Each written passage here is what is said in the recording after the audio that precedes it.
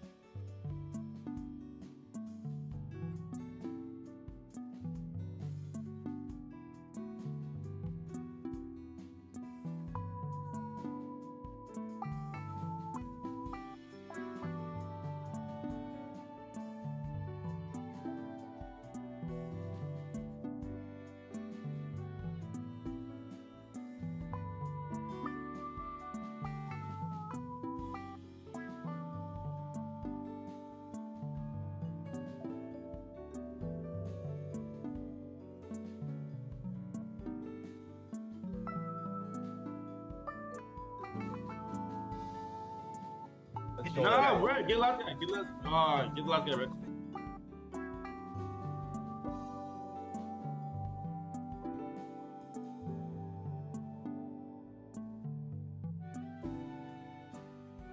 Hi, Bruno. Welcome. I see you're weirdly pink. Why are you pink? Why? Why, Bruno? Why pink? What reason are you? What reason is that, huh?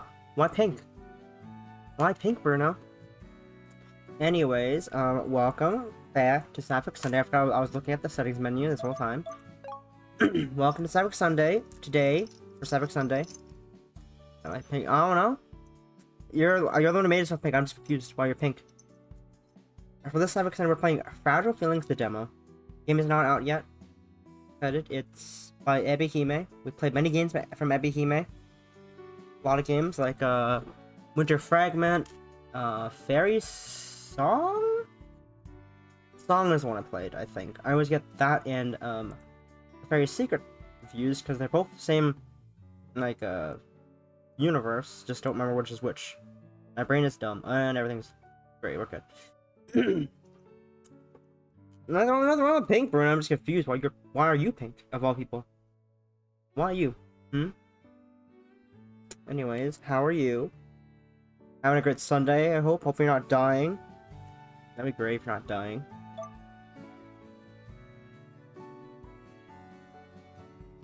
Anyways, all I know about this game is I believe I play as a teacher, and there's a very cute school nurse, and we're gonna go. You have no AC? That's painful. That's painful on this hot summer day of 26 degrees Celsius with smoke in the air. Great. But aside from you dying, let's jump right into the fragile feelings, and maybe the school nurse can help you with your dying of AC. Maybe. A low chance of it, but maybe. Copium. More than half her life, Anne Clemens had been living inside a fishbowl. The world that she inhabited was not a literal fishbowl, however, paved with gravel and filled with empty-eyed sea creatures. No, that'd be really stupid. Though Anne herself was unusual, she wasn't a mermaid. She didn't have gills or webbed feet, and she couldn't breathe underwater. This is quite the start to this is an interesting start to a visual novel. In truth, she could not swim at all. That is sad. Also, I can't do that either, technically. So it's not that uncommon. None of this, however, would change one fundamental truth. Anne's surroundings, fishbowl or not, were contained and carefully man-made. An all-girls academy located deep in the countryside, cut off from the rest of the world. I can't tread water. That's the main. I know how to swim as I know how to move in the water. I just can't tread. So I would die in the ocean really easily. It was not glass that surrounded this settlement establishment, but trees which looked like something from a German fairy tale. Bumpy roads which were serviced by a bus only at the weekends. Yeah, so what, Bruno? This academy was called St. Cecilia's, and it was home to students between the ages of 5 to 18. That's quite the range for a academy. Kindergarten until end of high school, I think? That's how ages work, right? St. Cecilia's was the name of element. That answers my question. St.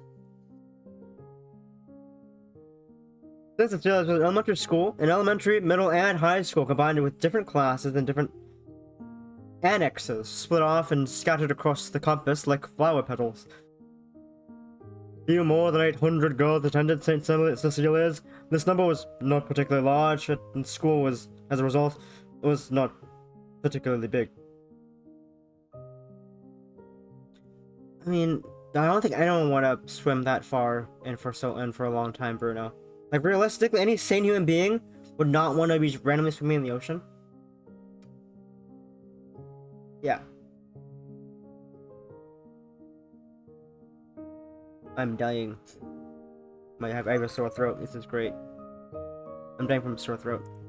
All these girls, however, hailed from wealthy families. The parents and guardians of these aforementioned girls paid through the nose for the privilege of sending their children to St. Cecilia's. For St. Cecilia's was one of the most prestigious academies in Japan. The school had been founded by Catholic missionaries, who had named the establishment after the patron saint of music, St. Cecilia. Who else would it be? No, yes, who else? Saint Marcus? Oh, fuck. Upon its founding, St. Cecilia, there's so many fucking S sounds. St. Cecilia's had been run by nuns.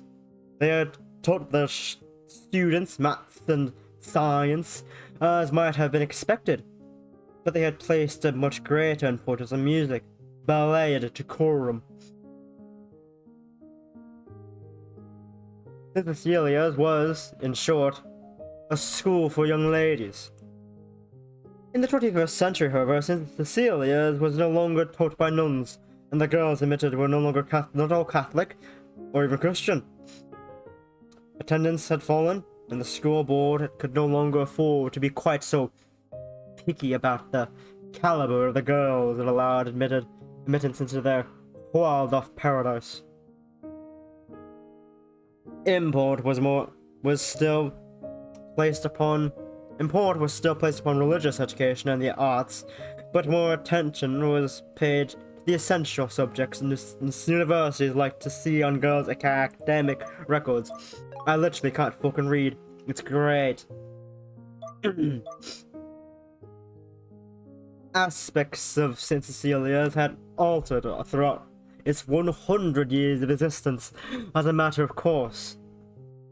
The school's policies. Decker keeps fucking opening Spider-Man over and over again on my. I just keep seeing it pop up like every fucking second. Decker, please stop that.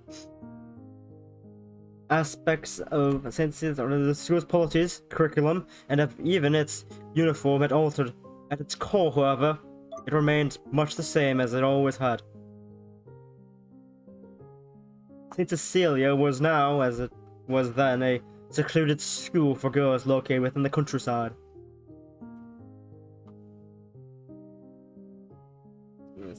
Pop something out on my browsers. I need to make this bigger. The rice is done cooking. Oh no! I need to go do the thing with the rice cooker after you cook rice cooked.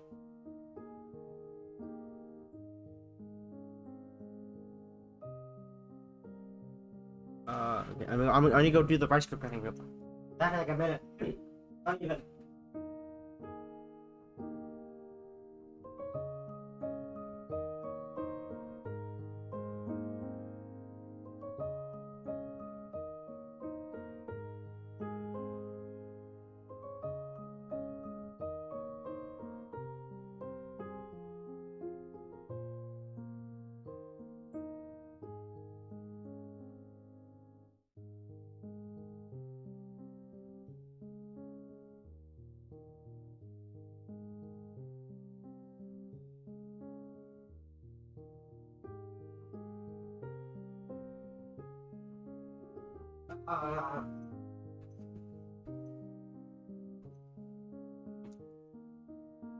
We're back.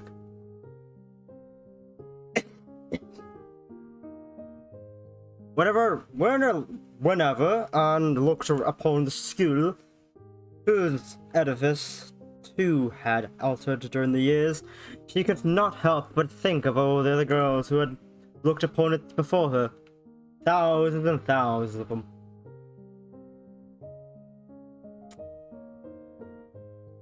They were gone now. Some of them would be dead. We would never have a chance to meet these alumni from decades past. But the school itself remained. It clung on, continued to command a sterling reputation.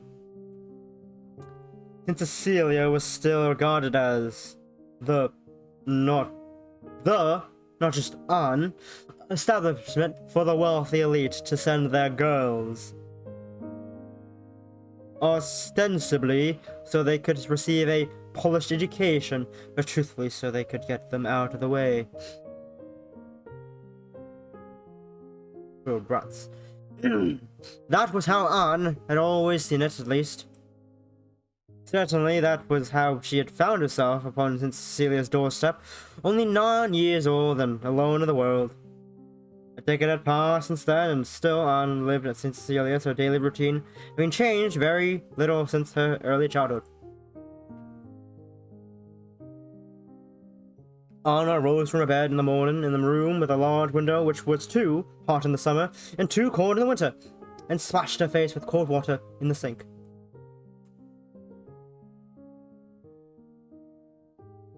She brushed her teeth and hair and put on a uniform, once that of a student, now that of a teacher, then descended downstairs to the dining hall.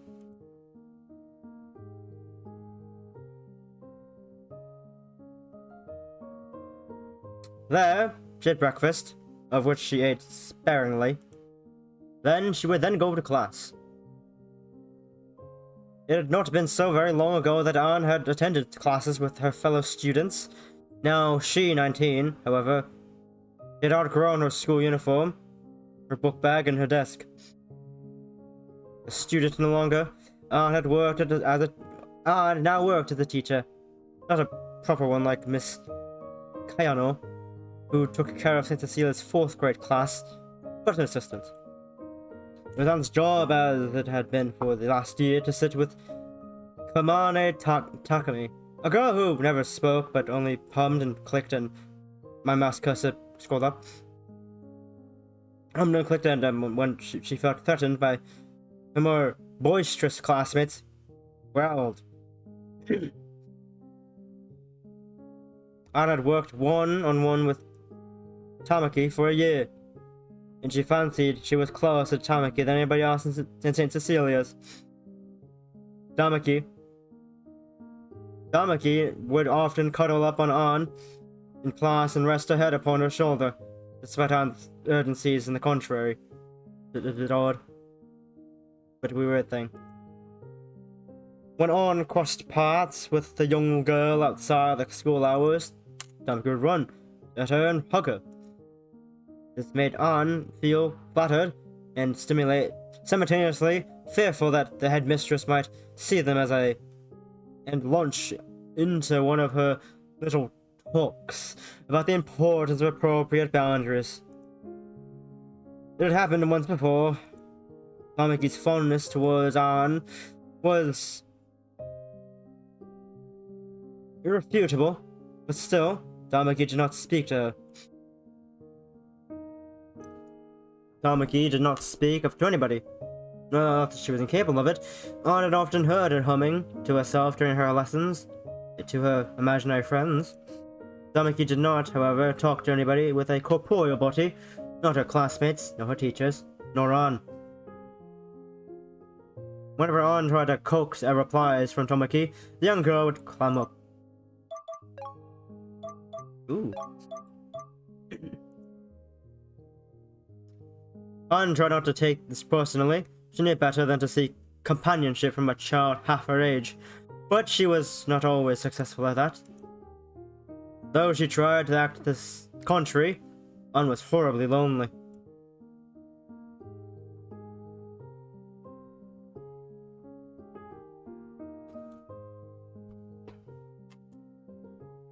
She had never had much in the way of friends, but her isolation had become even more absolute when the rest of her classmates had graduated. Ann sometimes spoke to Miss Kayano, who was sweet and motherly, and she tried to talk to Tamaki, but Tamaki never replied to her. There was Runa, too, Ann supposed a cheerful girl in her final year in St. Cecilia's, whose energy was inexhaustible. Other than that, however, Ann had nothing. Nobody. No, nothing, nobody. Like a goldfish in a bowl, she felt inescapably trapped. Now it was April. The cherry blossoms were blooming, which promised a new year at St. Cecilia's. Other girls might have woken up on such a morning full of hope, eager to try on their new uniforms and unite with old friends. But it was not so for Ann. She woke in the same room as she had slept in throughout her sojourn at St. Cecilia's and had to will herself to peel the covers back from her body. She had slept early in the night before, as she did most nights, there being nothing she wanted to stay awake for. She had slept for almost 10 hours, but still she felt exhausted.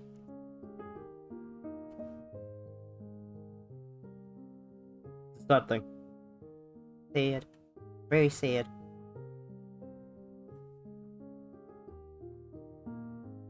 She already knew even as she brushed her hair, that this year would be no different from the one that had come before it. Nothing had changed in St. Cecilia's, Ann herself included. She was, and always has been, a hopeless coward. That's so sad. Good morning, girls. It's most pleasant to see you all once more, now that spring holidays have come to a close. A new school year is upon us, and while several of your past cohorts have since moved on, I hope you will all strive to follow in their footsteps, to be the best version of yourselves that it is possible to be. St. Cecilia's, as I am sure you are aware, is a fine establishment that admits young ladies from only the most accomplished families, and I hope...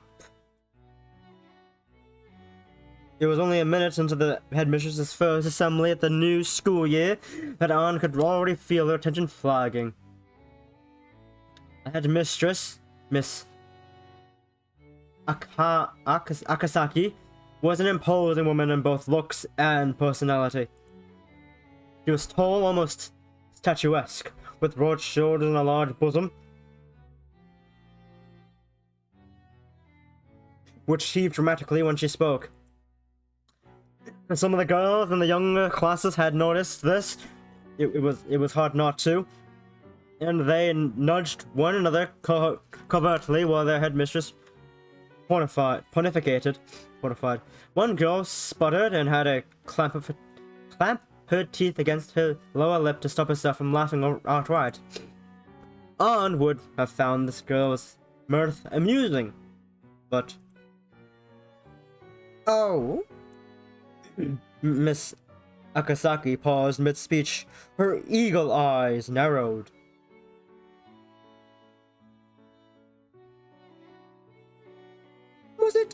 you that snickered? Toyami? Toyama? Miss Akasaki's eyes zeroed upon the young girl with Miss Ayano's in Miss Ayano's 4th class, who was looking at her feet and blushing guiltily. Did I say something amusing? No, miss. What was it? What was that?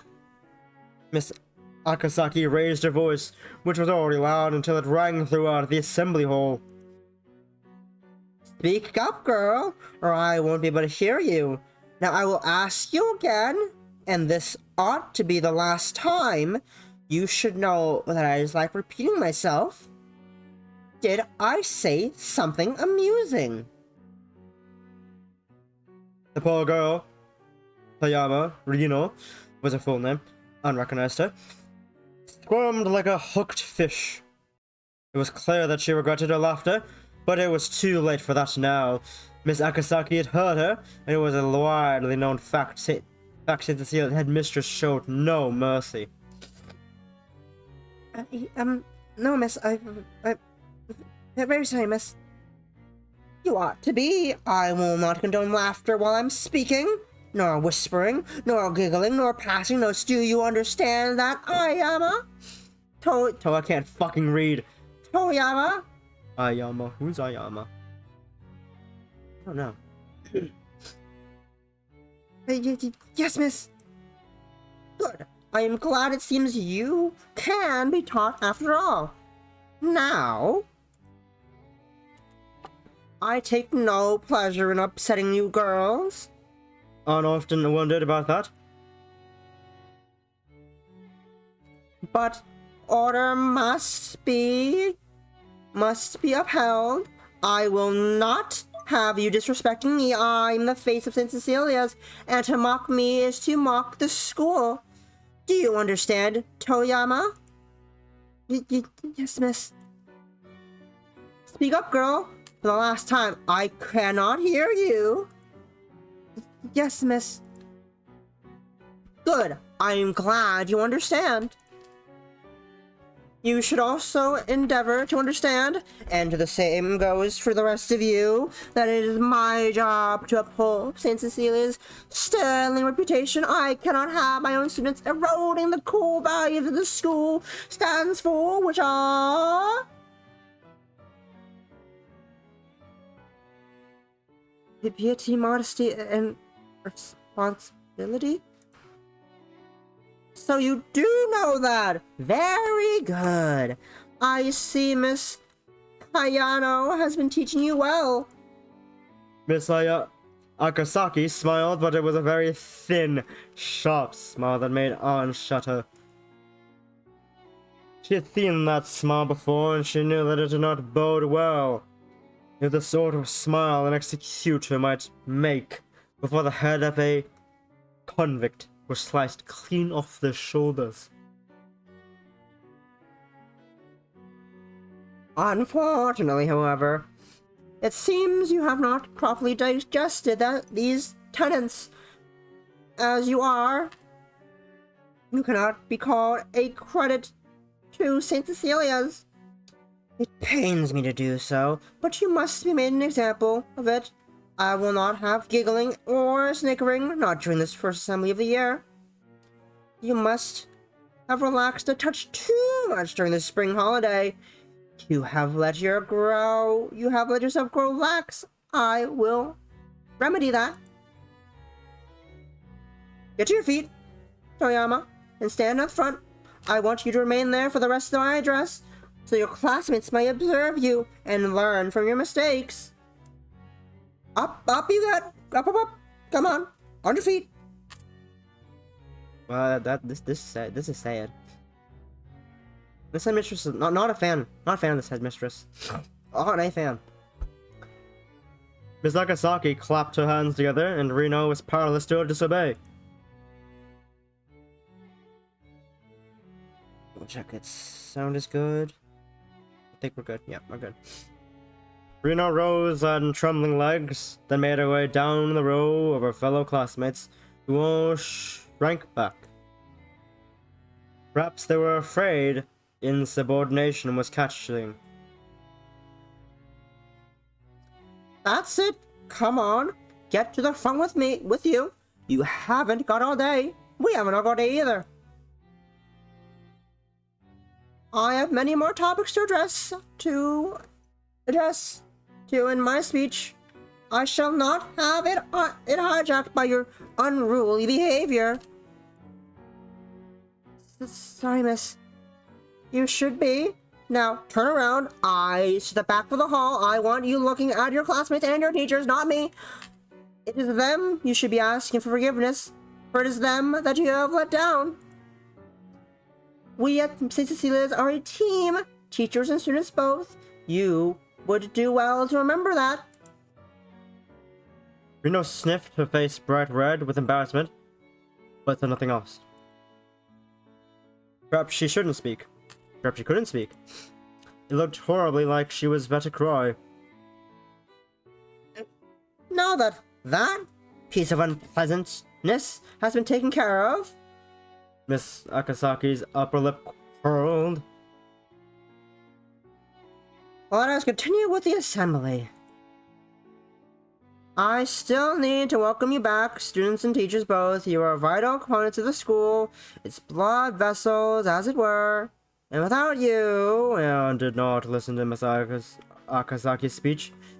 She had heard it numerous times before, both as a student and a member of staff. The precise words Miss Akasaki utilized altered, but her meanings were never changed. Time dragged on. Miss Akasaka went through a litany of school rules, old and new, and pupils alike should observe, while Reno, who was still standing in the front of the hall, tried not to cry. And that just about concludes that. I trust there are no questions? Miss Akasaka's eagle eyes swept across the sea of faces before her. Unexpected. Nobody said anything. Very well.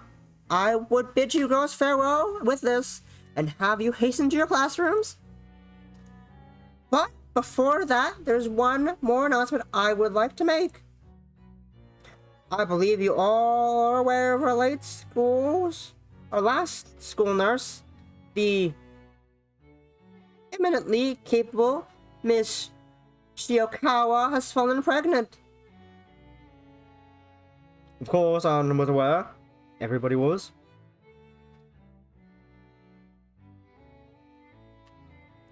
Gossip spread in a small, secluded school. Gossip spread in a small, secluded school like St. Cecilia's has Gossip spread in a small, secluded school like St. Cecilia's, there being precise little else to speak of.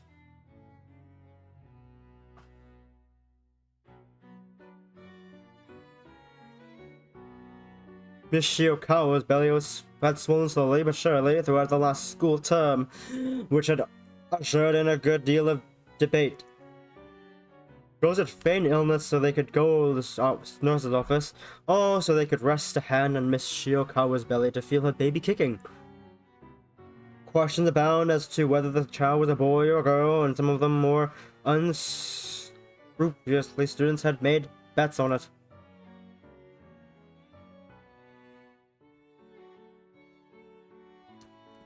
Miss Shiokawa will be on maternity leave this school year and will not be present in her office. Requested the time off to look after a new baby, which I am sure you will be delighted to know was delivered last week with no complications.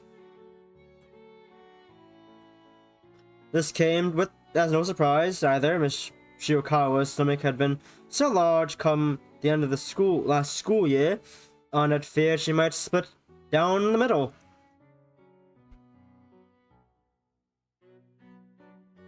Well, congratulations are in order for Miss Shiokawa. This now means that this does mean we are in need of a new school nurse to take her place, not make her place.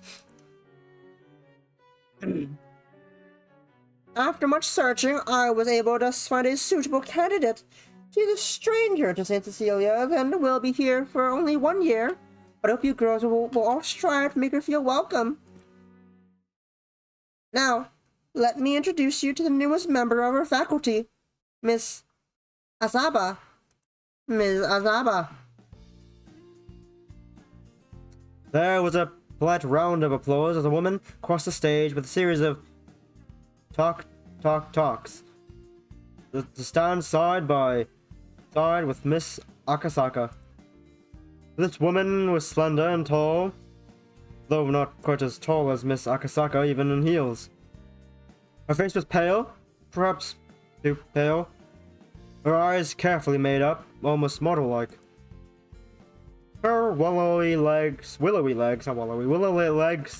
were encased in dark, opaque tights, which she had paired with a tight pencil skirt and a shirt with a low neckline.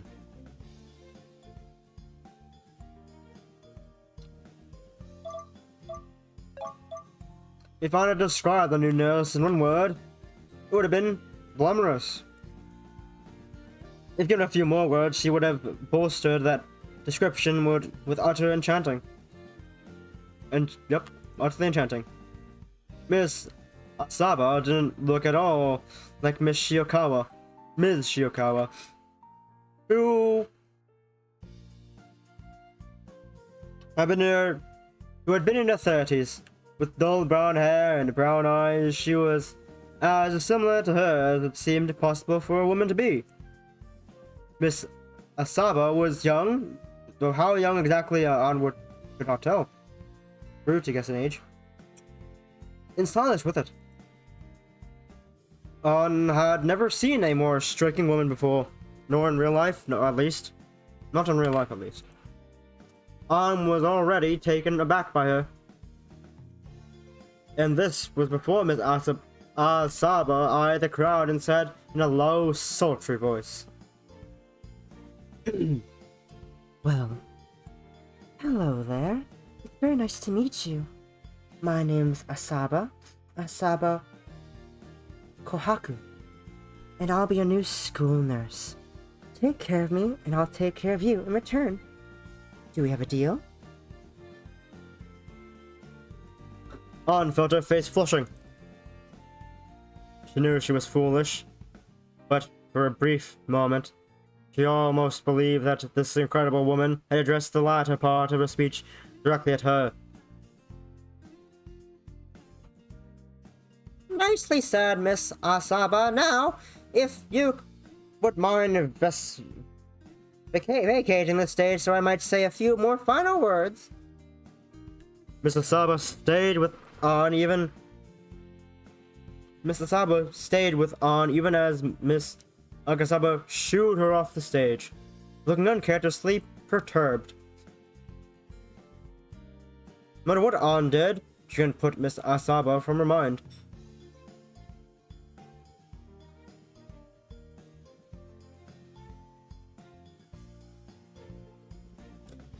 Sorry, I'm watching another stream on my other monitor. It's just like casually, oh look, it's a thing.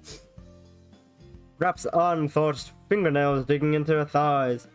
Perhaps Ann thought fingernails digging into her thighs. She had been too hasty in her earlier assessment of the day. Something was going to happen after all. Something already had. She had fallen in love, I think.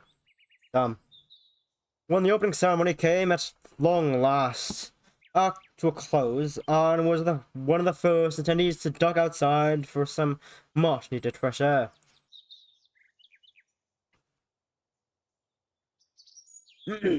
She gulped down lungfuls of it greedily, as a newly born chick might after hatching. Her face felt flustered after being indoors for so long, in the company of so many other people. It was warm for early April. It had been uncomfortably hot in the assembly hall, owing to the sheer amount of bodies present. Yes, owing. Okay, owing. Soon, Ann knew she would have to go to the classroom and sit with Tamaki. I just zoned out with the word.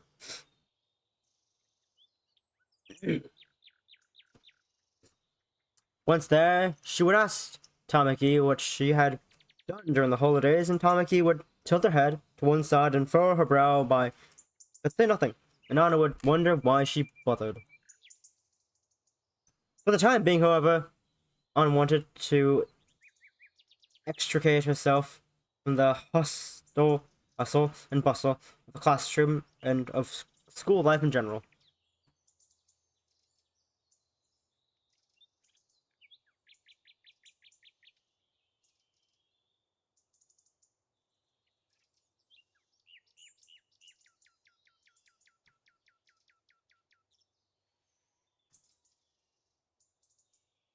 She wanted to stand in the courtyard, surrounded by flowers, and look at the sky and enjoy some much-needed silence.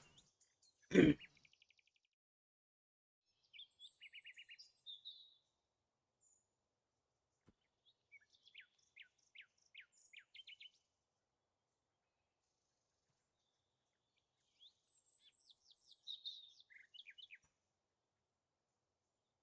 you did yell at my friend.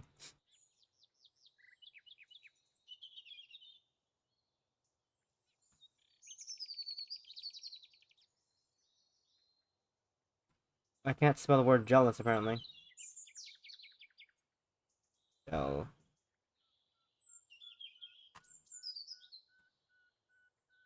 Why fucking... why can't I fucking spell? Jesus Christ. Oh, I thought I spelled jealous. What the fuck?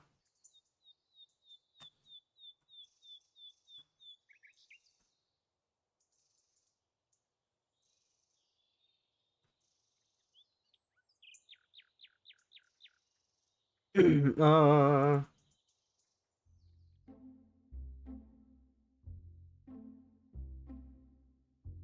Hey, An, guess who? But the silence didn't last for a very long time. Luna? The pair of hands were pressed against her eyes, obscuring her view. Anne knew who the culprit behind her newfound balance was. There was only one girl in St. Cecilia who would be quite this over-familiar with her.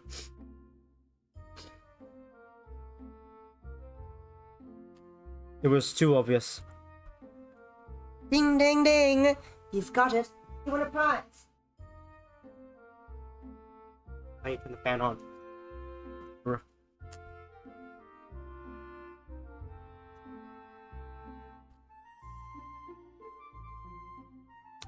What prize? I don't know. A trip to Hawaii, maybe?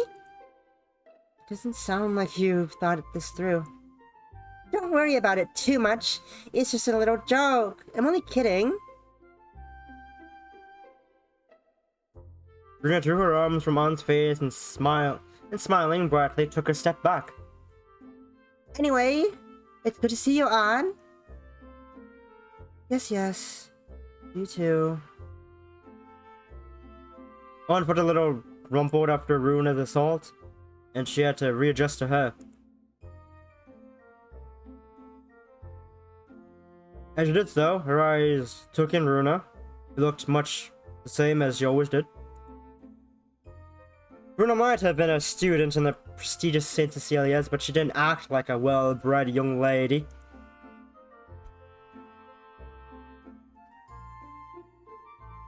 She persisted in wearing her hair in pigtails, and her stockings were almost always uneven.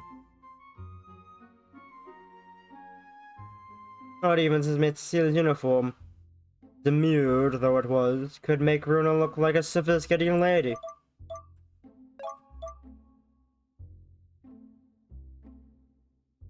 Hey, An? Runa peered into An's face, her hands linked behind her back. Why don't you look so down this morning? Why'd you look so down this morning? Aren't you happy to see me?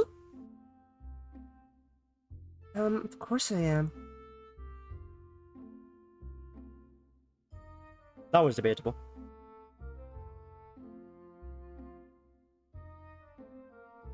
I was fond of Runa, but speaking of her in any great length of time tended to give her a headache. But it is hardly a grand occasion. I saw you yesterday, too. Well, I know that. But this is different. It is? Of course. It's a brand new term, and I'm a shiny new third year. I'm one step closer to becoming a reliable, dependable adult. You say that, but... Did you get dressed in the dark? No. I just don't think I did.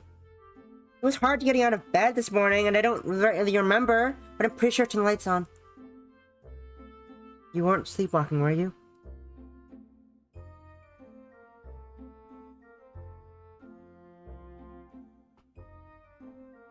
I haven't done that since I was very little. I was a very little kid. I suppose it might be sloppiness then? I can't have you waltzing into your classroom like that. Your teacher wouldn't like it. You'd be sent out in disgrace in seconds. Bah! Runa's reply came less than a second in the back of An's, though it wasn't at all intelligible. Do I really look that bad? You could look better. Can't we all? That's why plastic surgery was invented. Let's not take this to extremes. I'm only referring to your uniform. Did you even iron your skirt? I was gonna. A noble sentiment. A noble sentiment. I clicked by accident. A noble sentiment. But I'm afraid it doesn't mean much if it's not on its own. Now come here and try to fix you up. Ah. Do you care about me as much as all that, I care about you enough that I don't want you to get in trouble during the first day of your new school year, yes.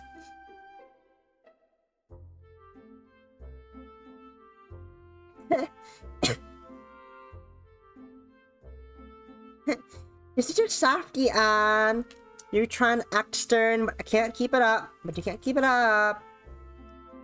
I'm aware of that. That's why I'm only a teaching assistant rather than an actual teacher.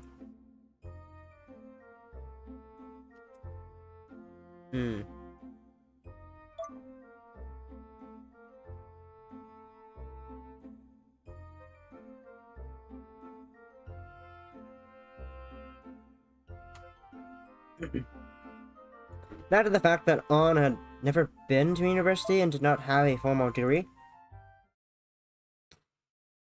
Now, let me...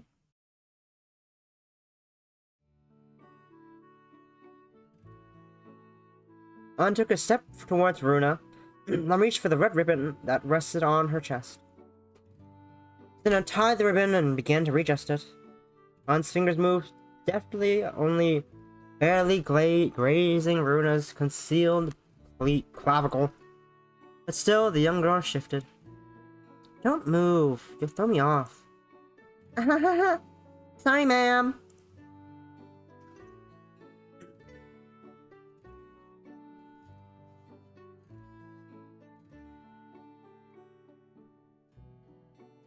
A rare silence passed between the pair as An worked on Runa's ribbon.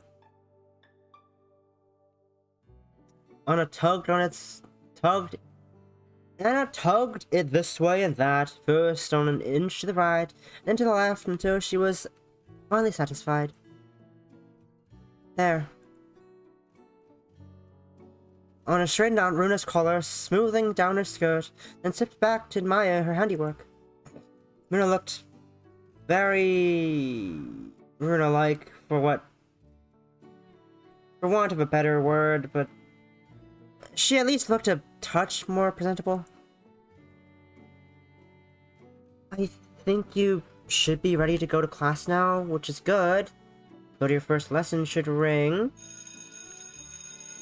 And it started, interrupted by a melodic chime which cut through St. Cecilia's campus.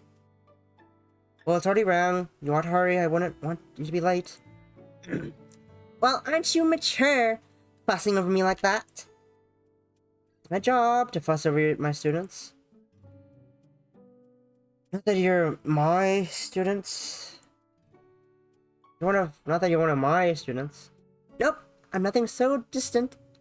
I'm nothing so distant. We're friends, you and me. I'm not sure if I'm allowed to be friends with you. Not when I'm a member of staff. Miss Akasaka wouldn't like that. She'd think it unprofessional. Oh, bother her! The old cow doesn't like anything! Runa, you can't call the headmistress an old cow. Why not? She is old, and is a cow! Haven't you seen the size of her udders? They're enormous. She always talks and talks and talks, but she never has anything interesting to say. She's so boring. I wish she'd put a sock in it. And she's so strict too. You agree with me, don't you? Whether I agree or not isn't the issue. You shouldn't be so rude about your elders and betters. An elder? Sure. But my better? I wonder if I like you much more than I like stuffy old Miss Akasaka. It's appreciated, but you really shouldn't be standing around talking. You really do need to get to class, and so do I. I want to turn you into a delinquent. Yes, ma'am. I'll be on my best behavior, just for you. Please try to worry about your education for its own sake. Let's meet up in the school roof later, Kay. We can have lunch together, like always. I'll be looking forward to it. What? But wait. On a call for Runa, but to little avail.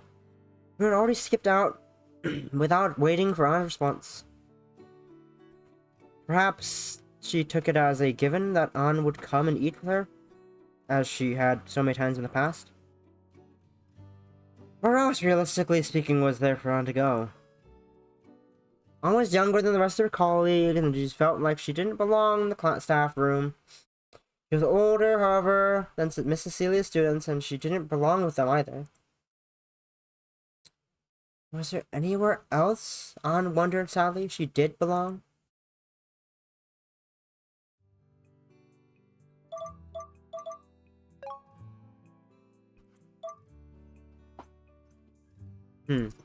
It's lovely to meet you. Voices, yeah, voices.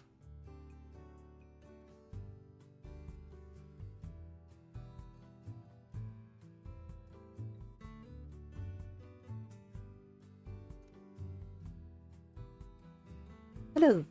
It's lovely to meet you, girls. I've not had the pleasure of teaching you before, but I recognize some of your faces. I'll do my best to memorize them in the coming week.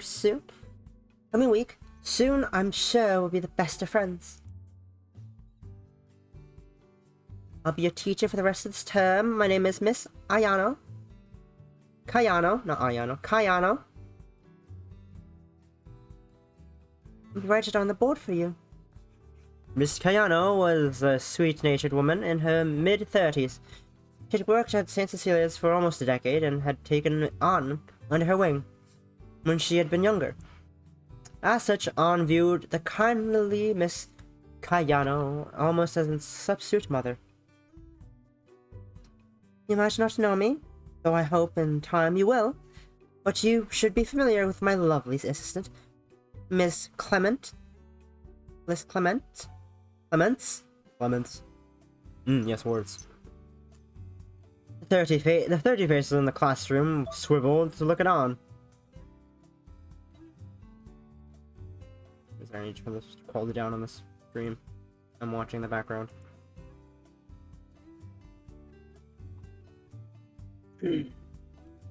Azazaki Ayu, a self-important 9-year-old with delusions of grandeur, grinned and nodded.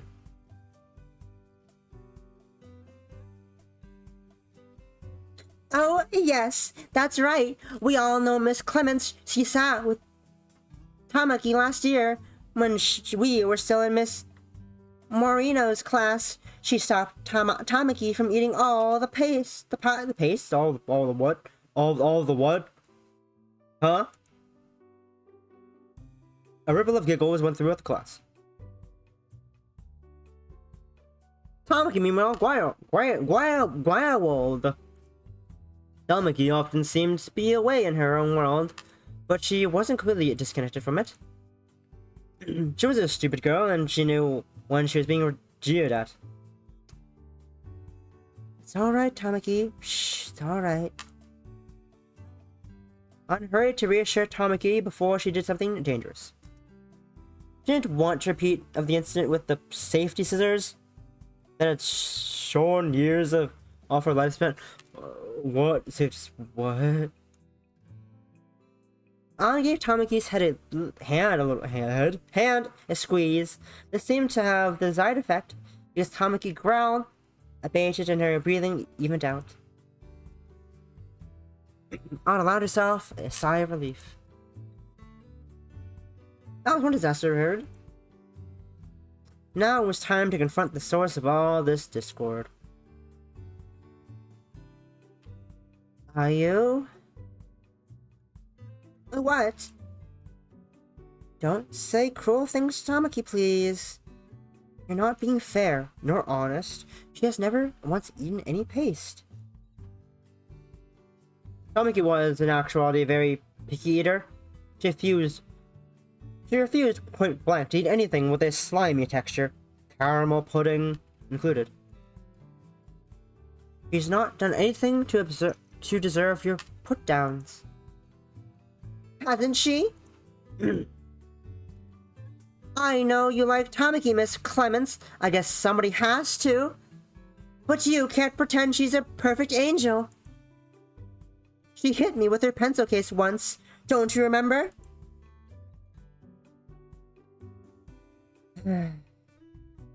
Of course I do. I doubt she meant any harm, though. I'm sure it was a simple mistake. It was not a mistake. Tamaki did it on purpose. She aimed her pencil case at me with malice aforethought. My, that is quite the long word, coming from such a young lady. Well, of course. I know lots and lots of big words. My daddy is a lawyer. Really now? You must be very smart to have them all memorized like that. I'm sure your father's proud of you. Oh, Daddy is very proud. Very proud. I'm his only daughter, and he loves me a lot. That's why he'd be upset if he knew that horrible little goblin did to my beautiful face. She's lucky she didn't give me a bruise. If she had, my daddy would have had her sent to prison, which would serve her right.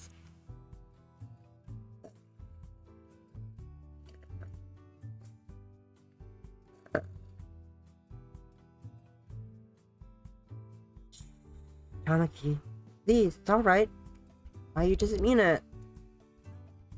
I do mean it. No, she doesn't. It's not possible. You're too young to go to prison. In any case, nobody has ever been tried in the court of law without a pencil case. And anybody. Ha! So you admit that she did it on purpose? I did no such thing. It was a mistake, like I said. And even if it was, it didn't leave any bruises. You made a remarkable recovery, are you? So you needn't threaten Tamaki over it. Can we let the subject drop? I guess. But if she throws anything else at me, I really will tell my daddy about it, and he really will put her in prison. I mean it. That's not how that works. Yes, always. Alright. Duly noted. Good. Now, class, I think you've had nothing so... Now, class, I think you've had time enough to reacquaint yourselves with one another in the past time that I took the registry. So, I can start putting faces to all your lovely names. Ida. Here, miss. Ame no mori? Yes, miss. Asakaki. Asazaki.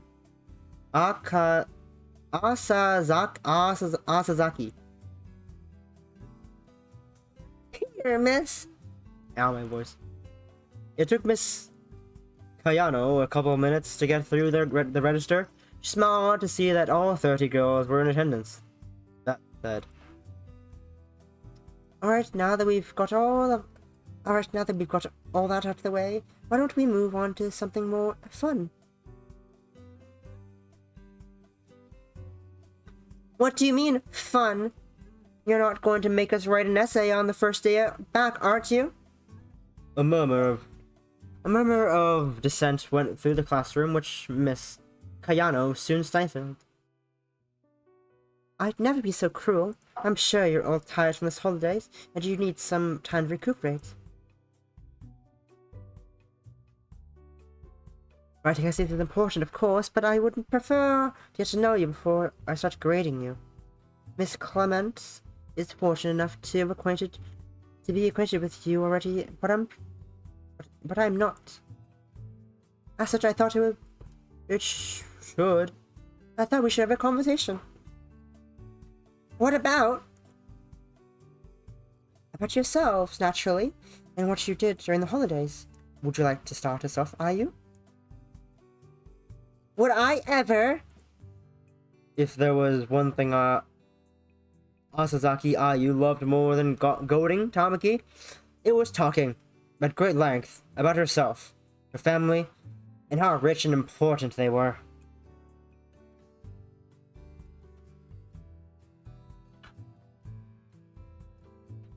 She looked utterly in her element.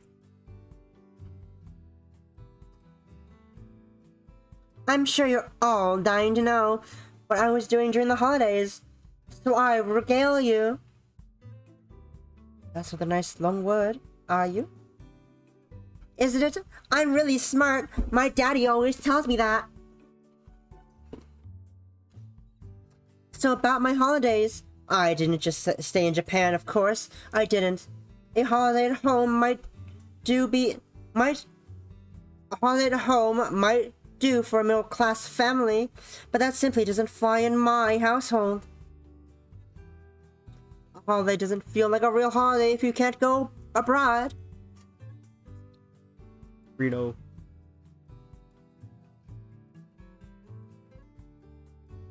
Oh, yes. I know what you mean. Toyama Rino. The same girl who'd been... what did I give her voice? Oh, yeah. Toyama Rino, the same girl who had been scolded earlier that morning by Miss Akasaki, piped up. Japan is nice, but it can be a bit boring. It's more fun to go overseas. Isn't it just? I bet you're all wondering where I was exactly. My family took me for our holidays. As you know, we're very wealthy, so you can afford to go anywhere. Yes. My, another one of Ayu's classmates mumbled under her breath. Keep boasting. That's all you ever do. My parents are fond of Italy, and I love France, but... Ayu prattled on and on about her holidays, while her classmates, minus my oh'd and ah'd at inappropriate intervals. Tamaki, meanwhile, had stopped growling. She still looked tense, but Tamaki almost always looked tense. That was simply how she was. Ann allowed herself to relax. She leant back in her chair, one leg folded over the other. You could just feel the faint stirring of a headache, but it wasn't too oppressive. Not just yet.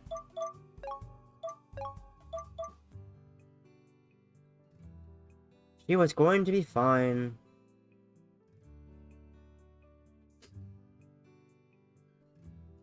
At least she hoped she would be. Often it felt like that was all she could do.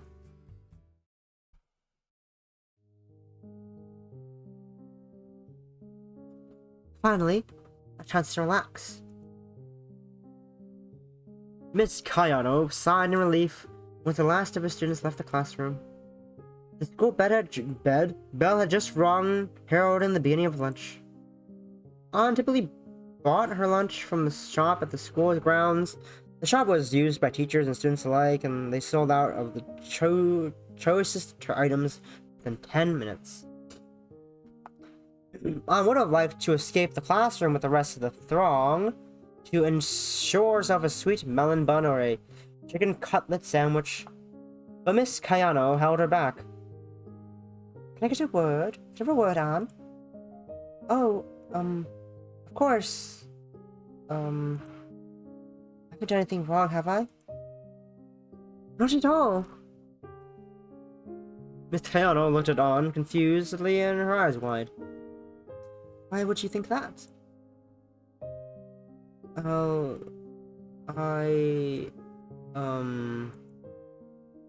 You might want to scold me, maybe, for not stopping Ayu and Tamaki's dispute earlier this morning.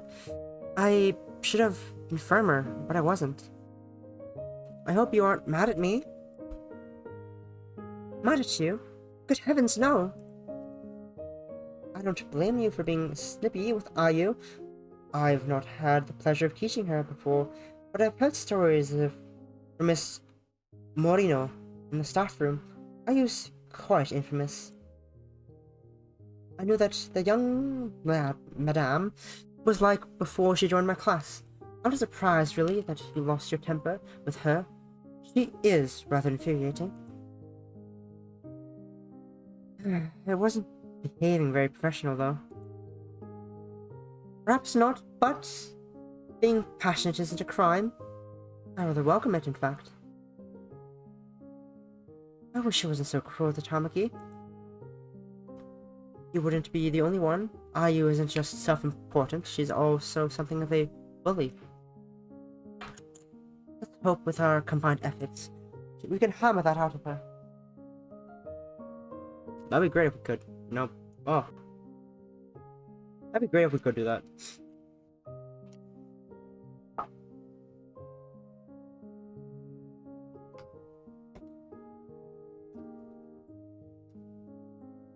Maybe I should tell her that picking on others people is ignoble. Ignoble?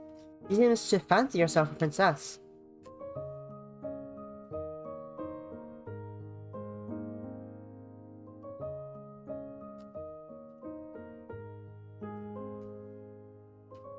Do you think it would do the trick?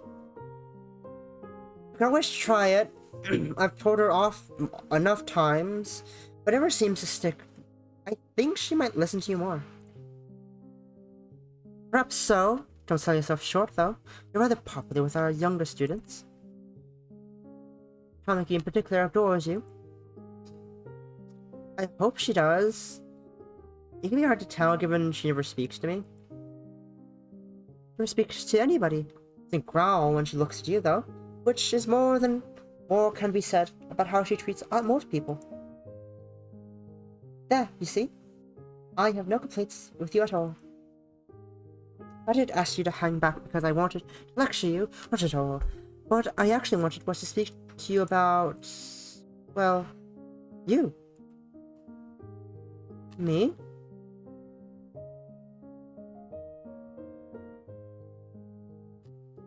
That's right.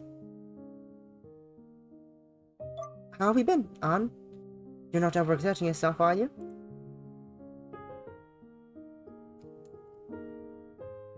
Hardly. I've only been back one day. No, half a day. I'd be a poor teacher if I was already feeling under this weather.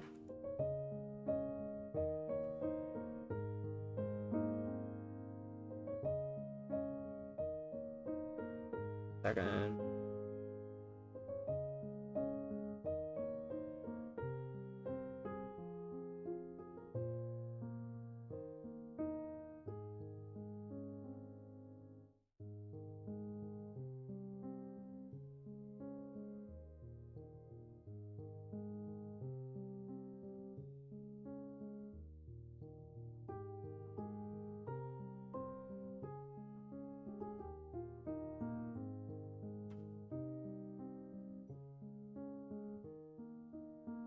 Sorry, I'm distracted by the thing on my other screen. It's great. This is my life. I look at up there. Oh yeah, the thing's happening. Where it's happening real quick. Anyways. You say that, but I am aware of your condition. Know how much it wears on you. On Winston.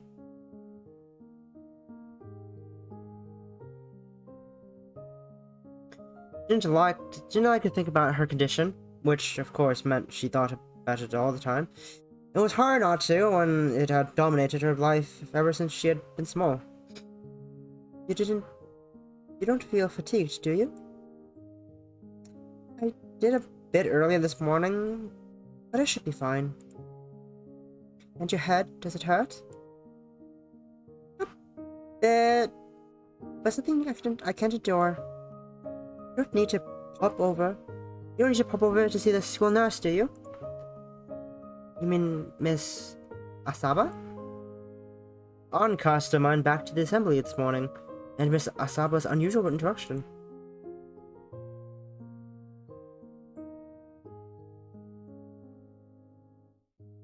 Well, hello.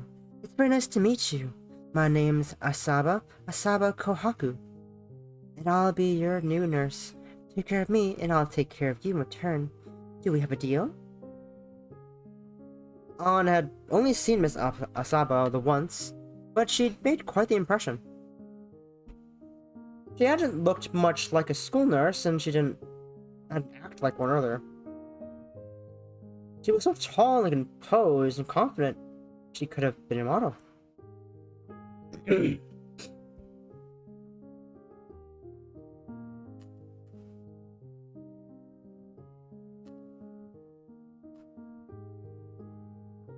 Miss Asaba, yes. That was her name, wasn't it? She's quite the character, don't you think? She's, certainly something.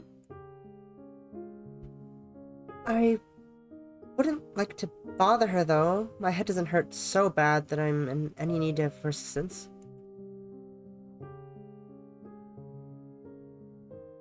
Well, that's a relief. I'm glad. I don't know, Kai's. I don't know why he's pink. That's why I asked you to answer my question. That's a relief. I'm glad. Please remember, though, that you're always free to take time off when you deem it necessary. That's kind of you. I don't want to burden. I don't want to be a burden. It's not a burden. I appreciate everything you do for Tamaki, but your health is more important than that. I can't cover for you. I can cover for you when you're not here. But if you were to work yourself to death, I would be quite at a loss. I don't think that will happen. I'm not that delicate.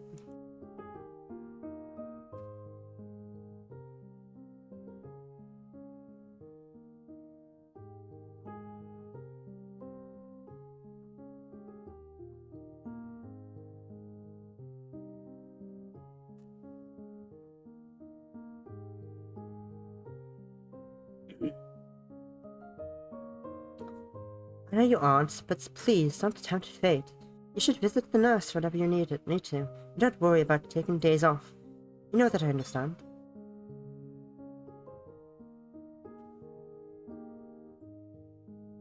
Thank you, Miss Kayano. That's very kind of you. Please, call me Chinatsu. I think we've known one another long enough to dispense with the formalities.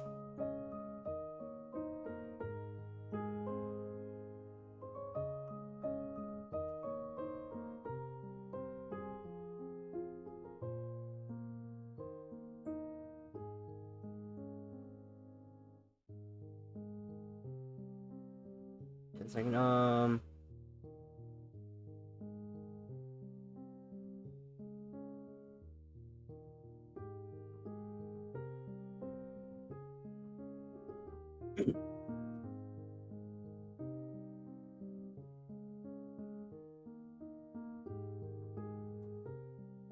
thank you. Then,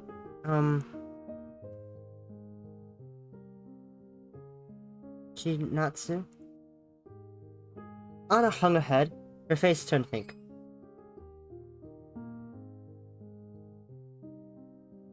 I don't think Miss Akasaka would be happy if I missed too much work, though.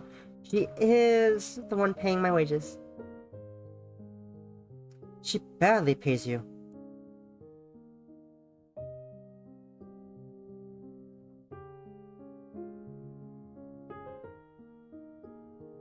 Miss Kayano putted disapprovingly. I don't get paid at all that much myself. She seems to think that the prestige of working at a school like this is enough to put food on the table, but your wages are mere penance. It seems almost inhumane. I don't mind, I have food and shelter here. That's all I need, there's nothing I really want to buy. Are you sure, dear? I'm quite sure. Well, if you're sure you don't mind, I won't push it. I wouldn't want to make any enemies. I wouldn't want to make an enemy of Miss Akasaka. And what about your next doctor's appointment? Isn't that coming up?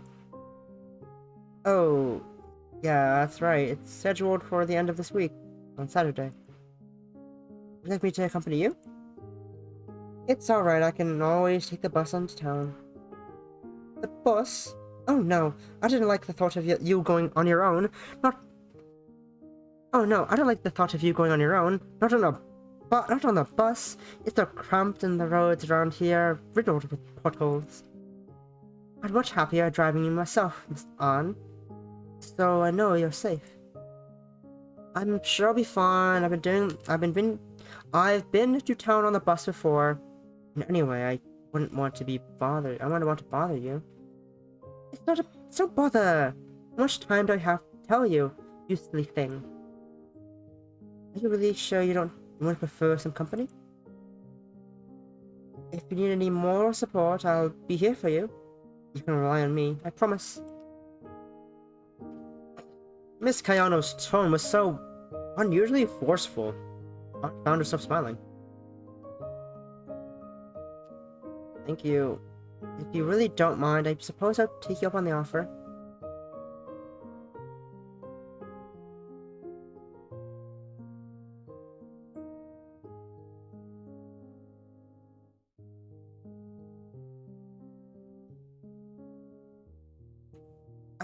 I haven't minded at all. I haven't minded all of the other times I've driven you to the hospital. It's no different now, even if you have grown up a bit. You're not the little girl you used to be, but hidden behind my desk, but I still want to be here for you. You can count on me.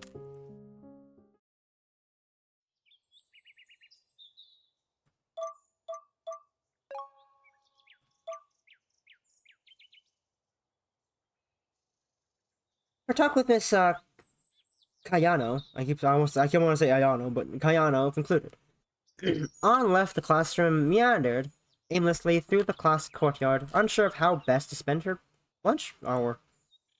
All the while, as Anna walked, she did her best to suppress her yawns. She had only been back at school for half a day, but contrary to what she had told Miss Kayano, she was already beginning to flag. Dealing with a class full of 9-year-olds was more exhausting than it sounded.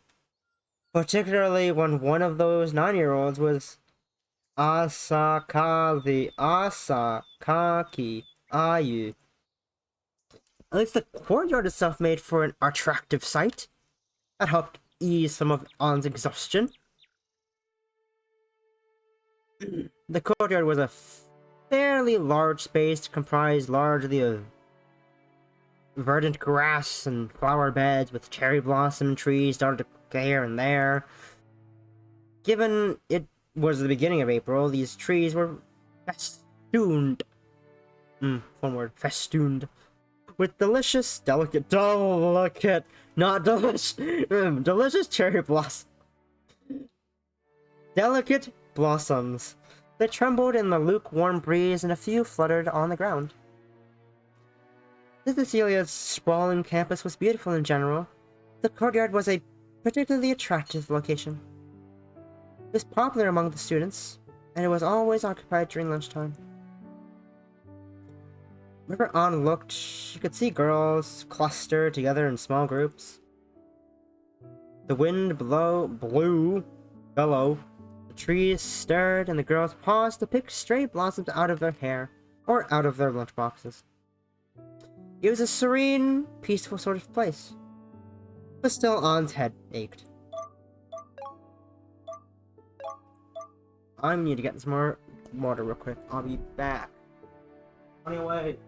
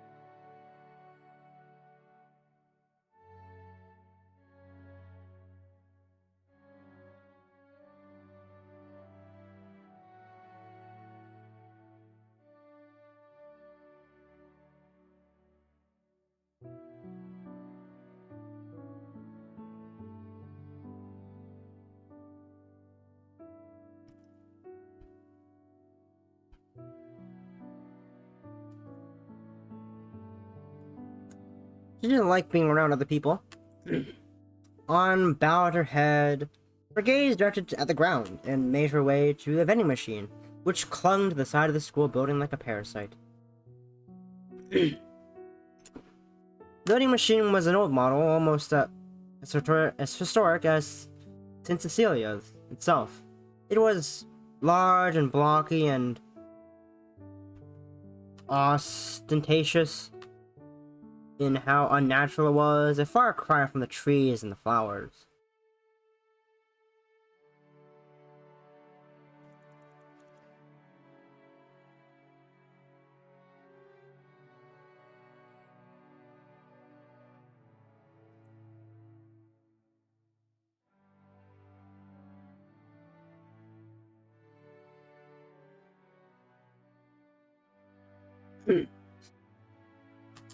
The vending machine was an old model, oh, I read that already. Ostentatious and how unnatural it was. A fairly far cry from trees and flowers. Anna paused by the machine, her fingers reached into her pocket and removed a 500 yen from her purse.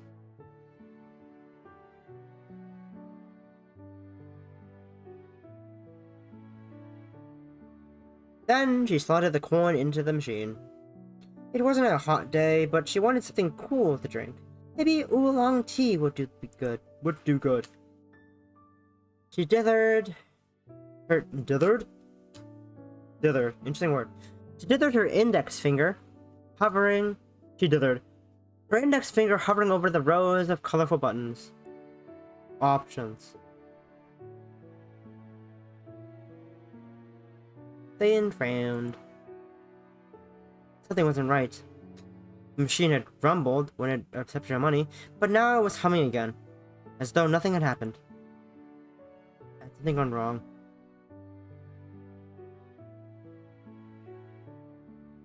Anna examined the message display on the side of the coin slot, which should have shown her credit, but to her dismay it didn't. Instead, it was blank.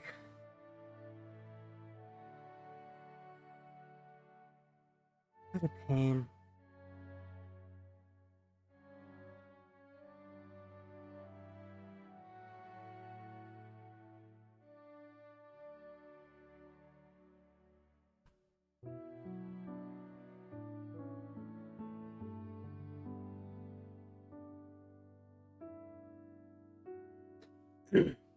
I waited a few more seconds, hoping against hope, but nothing happened.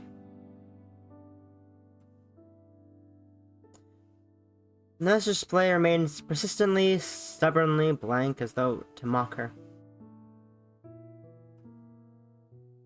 Ugh.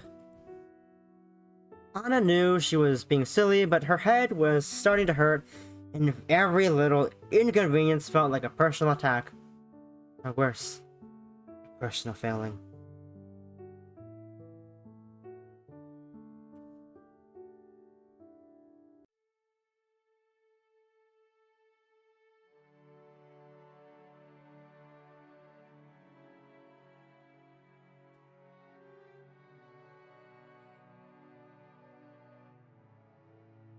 You've known that this would happen.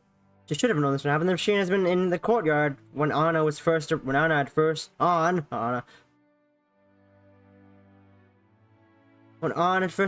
at St. Cecilia's and was possibly older than she was. I need to turn the quality down even further on this live stream I'm watching in the background.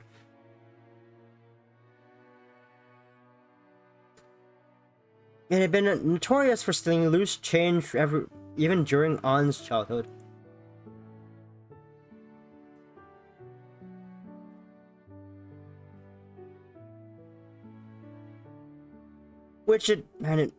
Why it hadn't been removed yet was anyone's guess. I'm getting distracted by people by the live stream watching up on my other screen. Ann kicked the machine though feebly. She didn't have any strength enough to give it a proper punt, and in any case, she wouldn't have wanted to. She didn't care to draw any unnecessary attention to her misfortune. Naturally, the machine did nothing. It was made of steel and plastic. It was impervious to her concerns. She turned about, ready to accept her loss. It was only 500 yen. Then... cheer up. It might never happen again. It might never happen, you know. Ah. Ann jumped. She had been so lost in her thoughts she hadn't heard the approaching footsteps upon which was too late. Until it was too late upon. Now she stood face to face with the woman who had shaken her so only a few hours ago. It was the new school nurse.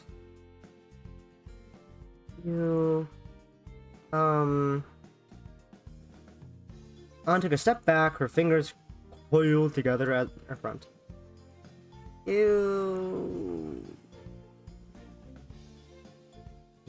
Yes? Miss Asaba must have noticed Ann staring because her smile widened. You alright, dear? Cut your tongue? Ah! I'm gone. Oh, no,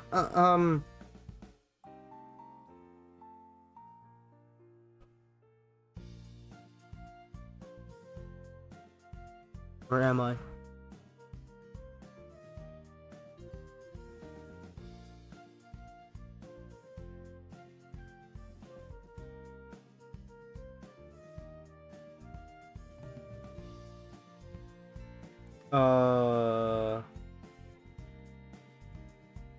Where did I go? Oh, hi. What the fuck? Ugh, what the fuck happened there?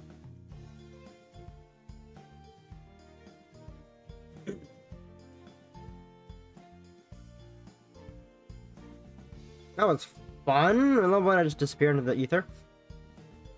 I just didn't expect to see you is all.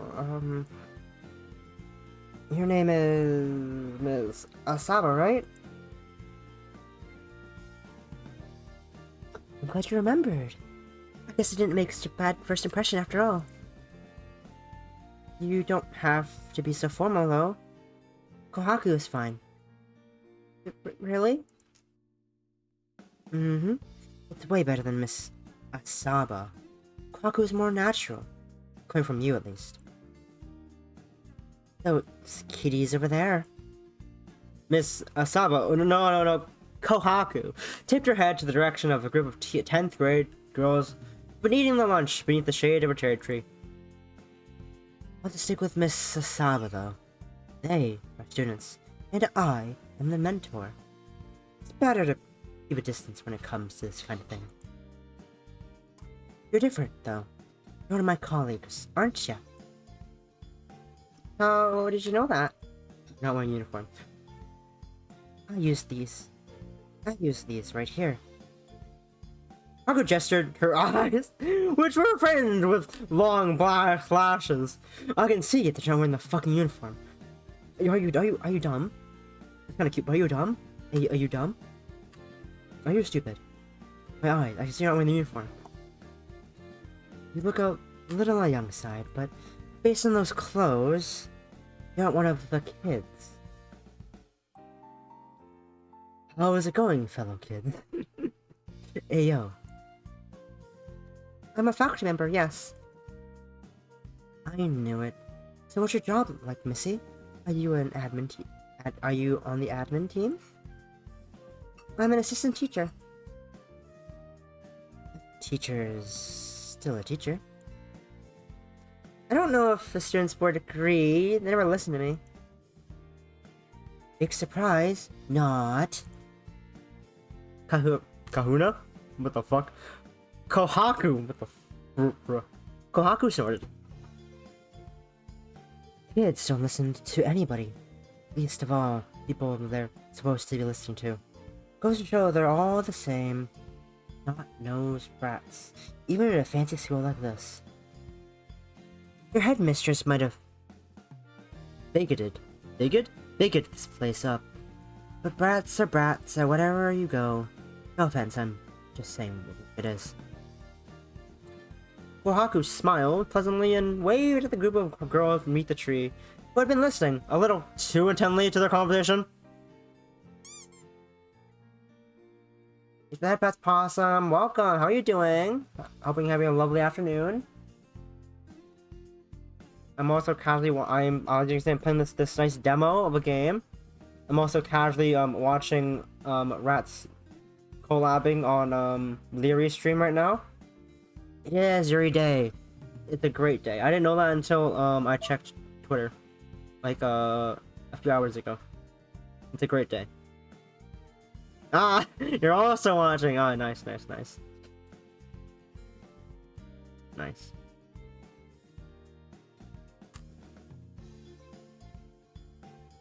Naturally, these girls didn't look happy at being called brats when they were all 16.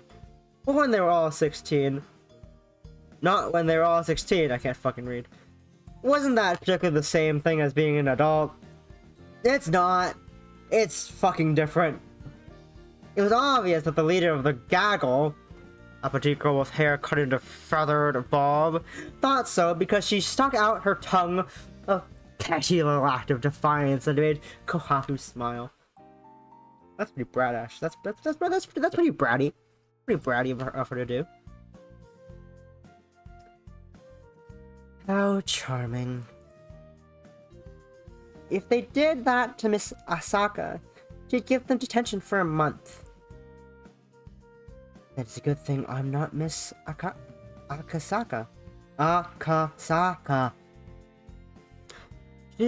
She didn't have go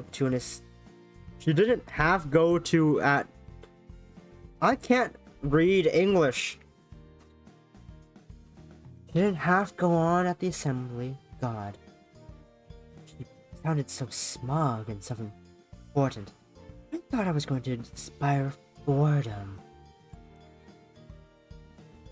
Some of her 10th graders must have overheard that too, because the petite girl began to giggle.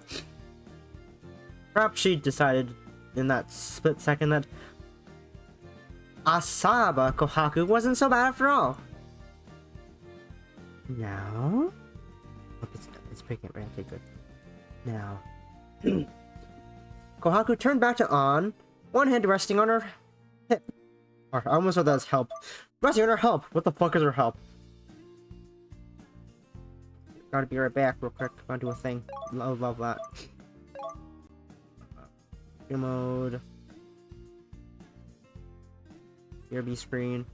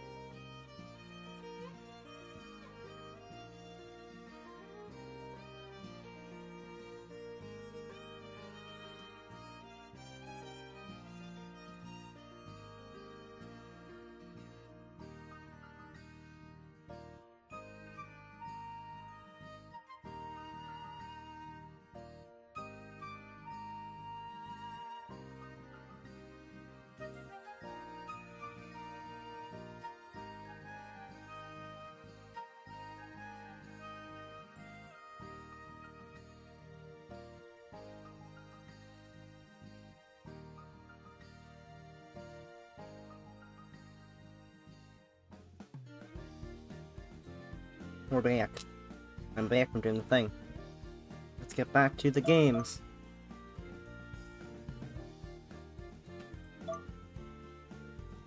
You know what my name is, but what should I call you? I'm still in the dark. I just got back. What do I punch you when I just get back? Aspen, good morning, miho to you. I'm Olivia. Thank you for the head pat and Hydra. Why is that so high up there? Why is that so high up? Why was that so high up? My head's down here. What the fuck? Okay, this one's for you, Possum. This is hydrate for you, Olivia.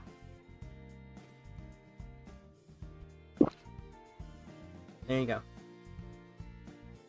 Also, good morning, Olivia, to you. I almost said possum by accident. That was the wrong person. I can't read. I can't fucking read. Love that. Love that. I love that I'm able to read. It's hilarious. You know what my name is? What should I call you? I'm still in the dark. Oh, right. My name is Clements.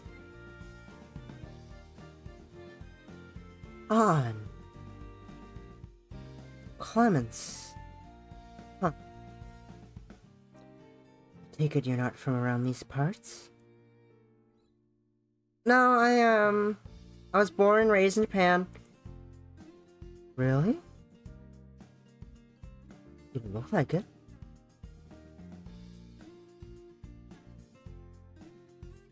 I get that a lot. The other students keep their distance when I first enrolled in the school. I think they thought I couldn't speak Japanese on account of my hair. They assumed that they didn't want to be involved.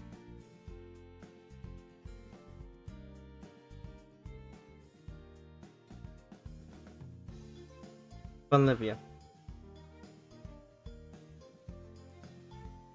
Also, you know what I found interesting? So, we play as An, right? An, a blonde Japanese girl. And does that sound familiar, Olivia? A blonde Japanese girl named An. Sounds very familiar, right? And it's funny because she's a teacher assistant who mainly focuses on a student named Tamaki. An and Tamaki. An Takamaki. Ah, yes.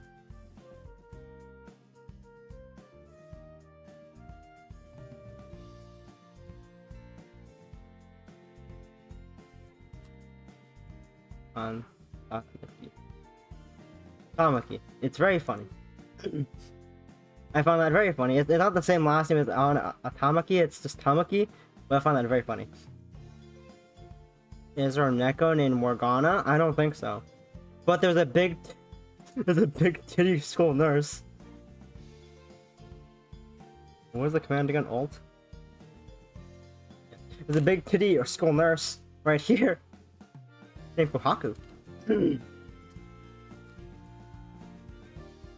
Damn. Kohaku whistled. I'm sorry to hear that. I'm not shocked. They're cruel, like I said. I don't know if they were being cruel per se, they just didn't trust me maybe, I'm not sure. Well, I say all this, but it might have been my fault? One's voice trailed off again. Trailed away, not trailed off, trailed away. But there's no point dwelling in the past. I don't want to bore you. You're not boring me. I'm rather interested, in fact. You are? Of course. I'd like to know about more. I'd like to know more about you. I didn't know you went to the school. But first. I made a joking motion of me punching the air, like I'm just gonna, but first, punch the vending machine. Kohaku looked over at An's shoulder at the vending machine. It was still humming and it still hadn't registered An's 500 yen coin. Isn't this hunk of junk giving you trouble? Kind of, I suppose. I took my 500 yen, it didn't give back. But it's not a big deal, these things happen. Sure they do, but they shouldn't. You've basically been robbed. It was only 500 yen. It was still 500 yen. If I was in your shoes, I'd want to get my money back. It's the principle of the things more than anything else.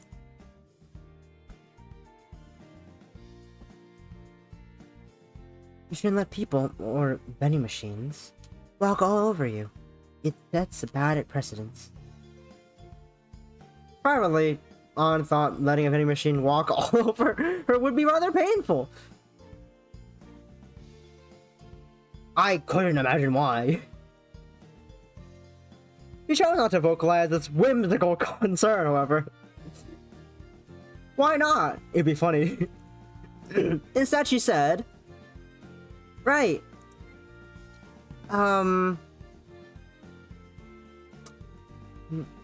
Sorry? Why are you apologizing? It sounded like you were lecturing me. Really? Damn. Guess I'm the one who should apologize then. I don't mean to get on my high horse. It's just, you know, I don't like to see my colleagues getting ripped off. It doesn't sit right with me. Especially not since you're such a cutie. Huh? Oh, that's widened. That's pretty gay. I'm a what? A colleague?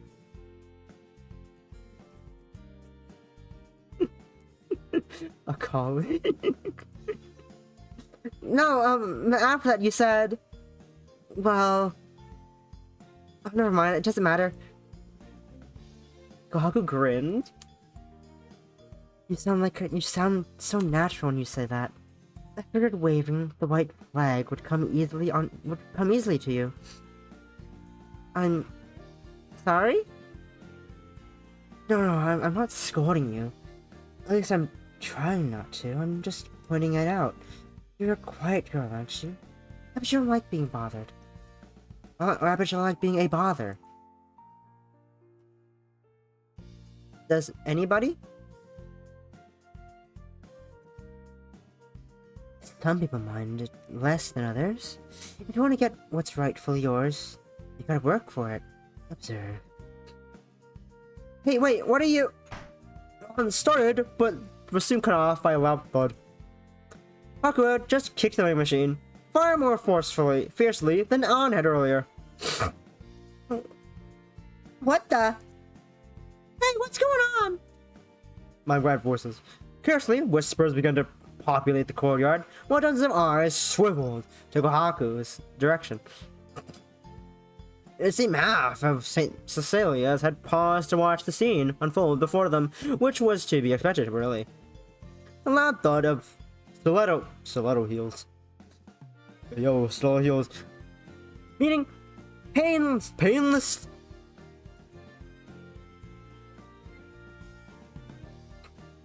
Stainless steel.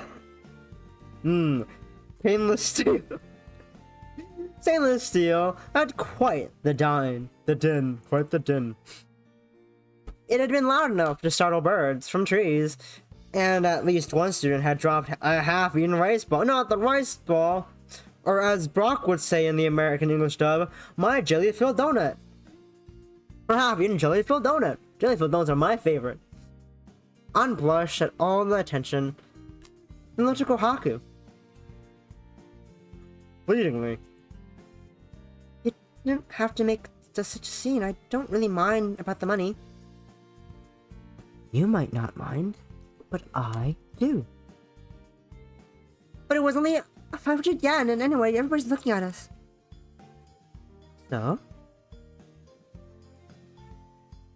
No, it's embarrassing. Who cares? Life's too short to worry about things like that. People can think whatever they want about me. There's no skin off my nose. That's not the saying. But the theft of 500 yen, which wasn't even yours, is unforgivable? Exactly. Now stand back. I'm gonna give it another go. No, Kohaku, wait! Well, Kohaku did not wait. She in fact did not wait.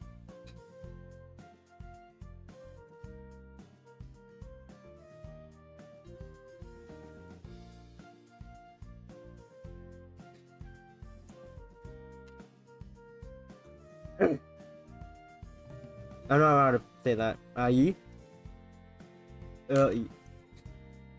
struck the vending machine again with a cry that could have been out of a place of a Wuxia flick. The machine recoiled at this groaning pitifully, and then... Aha! Take that. Take that. There was a gurgle, a rumble. Did a clatter? No, 2 clatters. And I wonder what that could be. Why don't you check, my charming assistant? Alright, alright.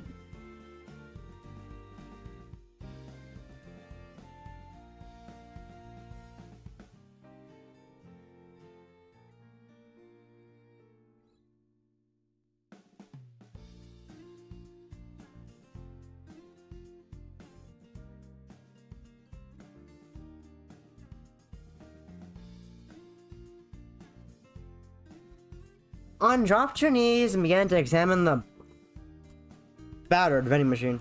I almost said bottled. First, she slid her fingers into the coin slot for loose change, but it was empty. The machine hadn't relinquished its hold on her money. How stingy. How stingy. Then she slid her fingers into the large slot for drinks. However, she found an unexpected reward. There wasn't just 1, but 2 bottles of oolong tea, which were still refreshingly cool to the touch. So, did you get anything good?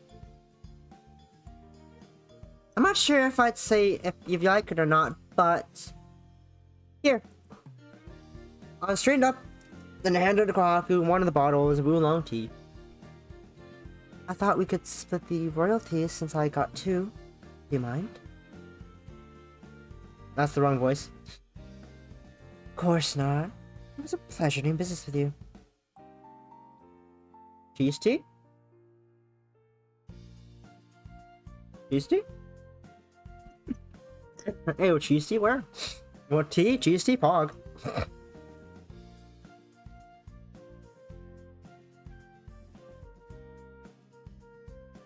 Cheese tea, Pog. Get tea then! Then we get tea. Go boil some water and throw us tea bags or whatever shit. Or do that shit. Unlike rat, boil water in a kettle.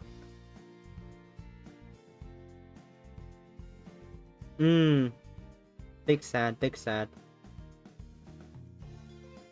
But yeah, you should boil water in a kettle. An electric kettle. Unlike rat, who doesn't have a kettle. Or a stove. But lives in his shed. This is sad. That's sad. This is sad.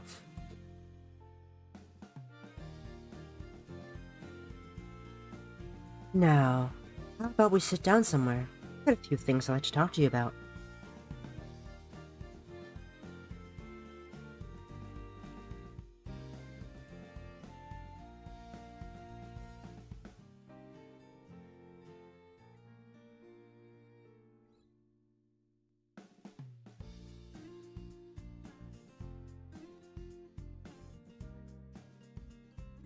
Why the fuck don't you have a kettle?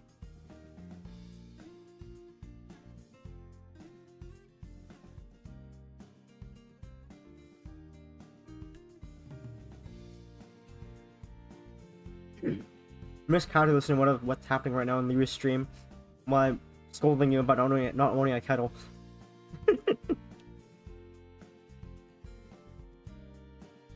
Sure. Whee! Transition, kind of. On led Kohaku to one of the many benches and then that line the courtyard.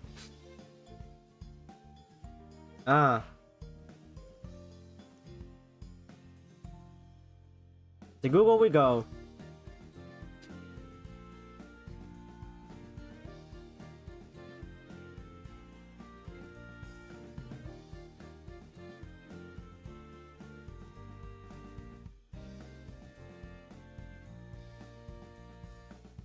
Intriguing. Why is... I just see an image of what looks like a fucking watering can. That's kind of funny.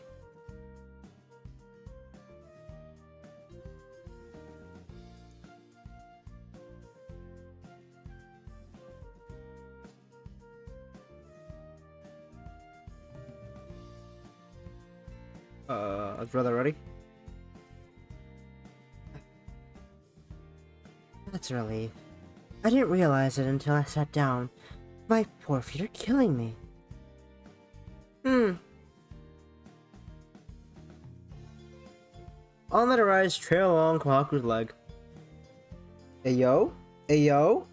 Her gaze crashed over Kaku's knees. Ayo, let down her skirt. Her shins. Ayo, skirted at the ankle. Ayo, and then Ayo, and then the rest of her her black stocking feet. Ayo, on, what are you? Ayo, on, what are you doing? On, what the fuck? Ayo, calm down, on. Anna thought the Kaku's heels were impressive. Then when she first seen them, but it was only now that she realized how tall they really are. Yeah, it's not me. It's on. Don't things at me. Bad on. Why things at me though? I'm not on. I'm offended by that. It must have been a good 4-inch high. Maybe 5-inch heels. Seems more akin to something in a runway model where than a school nurse. That's fair. The fucking vending machine got stepped on by a 4 to 5-inch heel.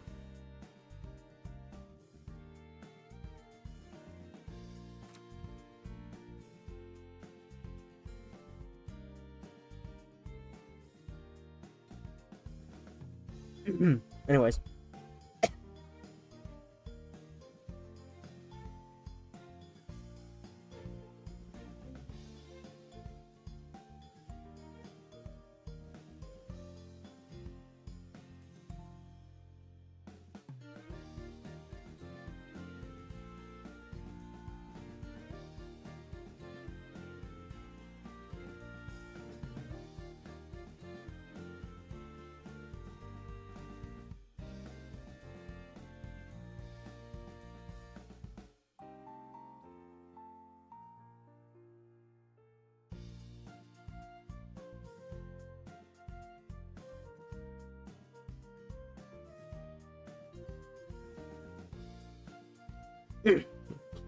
Sorry, I'm just listening to Mari got that. I'm like, maybe we'll play through TV Happy. I was like, Ayo, new PBH player. Ayo, join the Kami family. And the Kami, not a cult, the family. Yes, not a cult.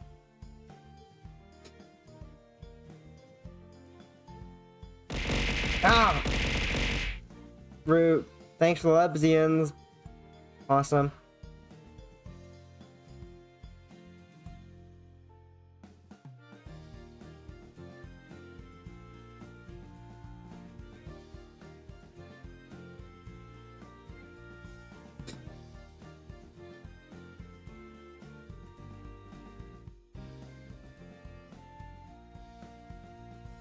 Anyways, back to the game.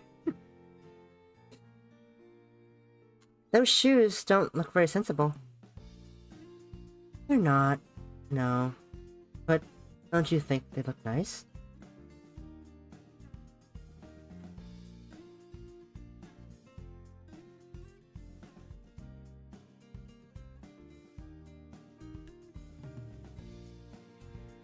Besides, it's not like my footwear matters all that much. I'm a school nurse, not a PE teacher. I'll probably be sat on my cute derriere all day.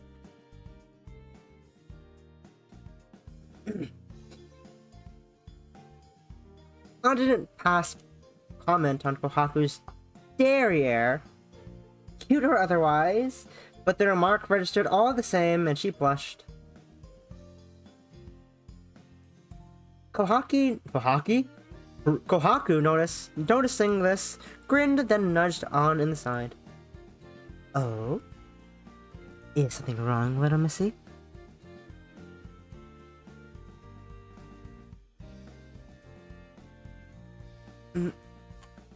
Oh, hi, Possum. I look up, I see Possum is typing in Lyria's chat. I just look up, oh, there's Possum in Lyria's chat.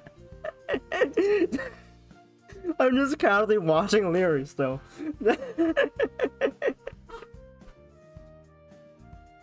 It's hilarious. No, it's fine. I was just wondering. About what? My 3 sizes? Ayo? Ayo? Or 3 sizes? No. Why would you ever ask that? I don't get it. Oh, it's quite simple, really. It's because you're pretty. What? No, I'm not. Yeah, you are. Yeah, you are. Please be serious. Please be happy. Please be serious. Please be happy. I am being serious. You have such a nice. You have such a nice fair. You have such nice fair skin, which goes red so easily. Like now, for instance.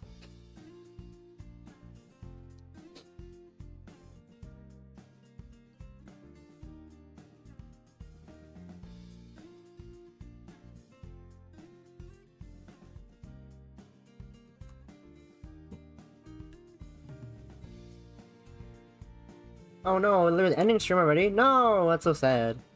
That's so sad. Why do I have 4 notifications on Twitter? What do I have 4 Twitter notifs? What is happening? Retweet, comment, there it is.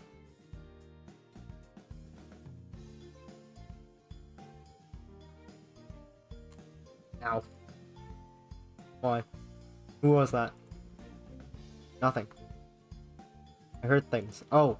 I heard things and thought something happened. I heard fucking throwing sounds. I'm not sure what. I feel like that might have been from Lyric stream. It is from Lyric stream. That's where the sound came from.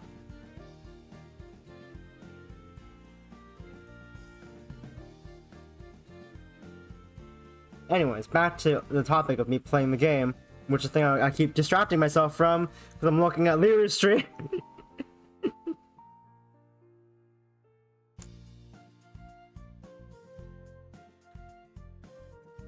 Kohaku leaned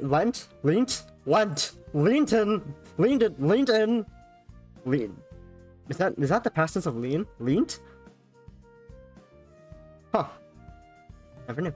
Leaned in, fucking hell, I can't read. Exhaling a breath that smelled of oolong tea and poked An's cheek with her index finger. Boop.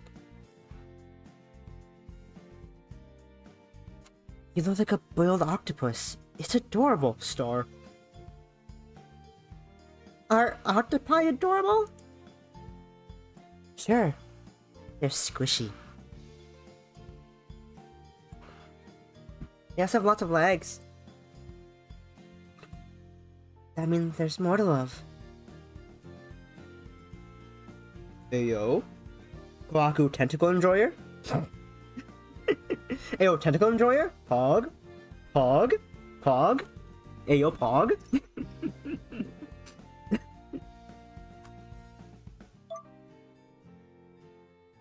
I'm just gonna... Windows? Alt? Print screen? Is that how you take a screenshot? There's a screenshot button. What is that? Screenshot saved, but to where? Where'd you save the screenshot, though? Is it the captures folder? I'm concerned and confused. Did that go where I thought it went? I probably did. I'll go check with. I don't know how I don't know how Windows hotkeys works. I don't think about hotkeys of Windows. I screenshot the wrong fucking thing, first of all. I pressed the wrong fucking button again. Shift. Or not. Windows, print screen.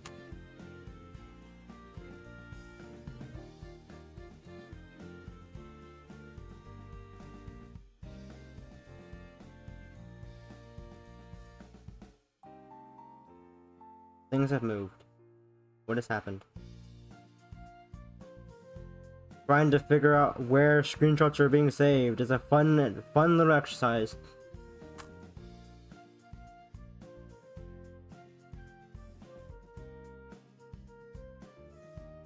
Anyways. That hold true for spiders too? Ayo. Why not? I'm a modern woman, and I'm not afraid of insects. Spider-Woman? Hey, yo. I used to go hunting for bugs when I was a kid. Actually, I was something of a tomboy. I bet you couldn't figure that out. And I was up and down the forest all day and night with my dinky little net and my mayonnaise jar. It was pretty fun. Mayonnaise. But I'm getting sidetracked here. The point of the matter is, you're pretty, and when I see a pretty girl, I get the urge to tease them. I don't mean anything bad by it. If you don't like it, I can cut it out. I hope it's not bothering you too much. Oh, no, I suppose it's fun. It's just, it's a lot to take in. Yeah, I get that a lot. I used to get it back in Tokyo, too. At my old workplace. My colleagues all said I was a bit too much. Saito, he's my supervisor, said I was it was a shame. I was so hot. It was a shame! I was so hot, because my looks were spoiled whenever I opened my mouth.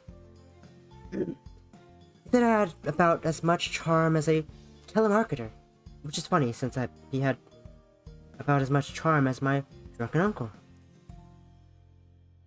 You worked in Tokyo?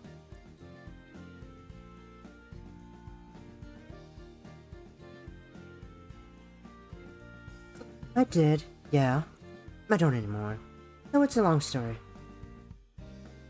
I think it was obvious you don't work in Tokyo anymore. If we're not in Tokyo, which I assumed is why you asked the question.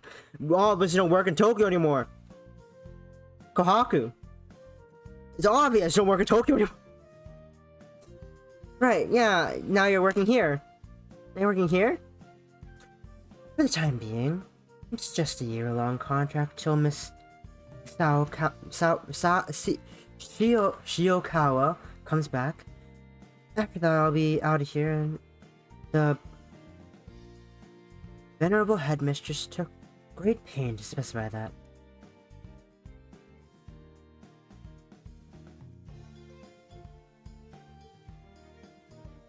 Kaku smiled bitterly.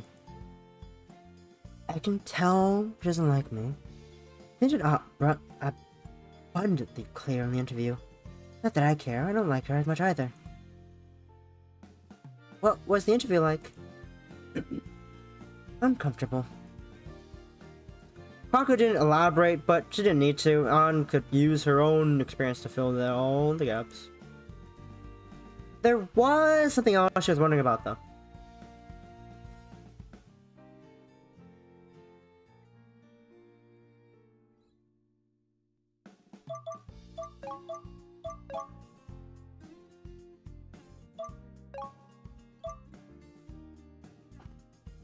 Did you talk to Miss Akasaki like you're talking to me? What? All familiar like? Nah, I knew I wasn't about to score a job like I usually do. Or dressing like I usually do, for that matter. I was the very picture of responsibility.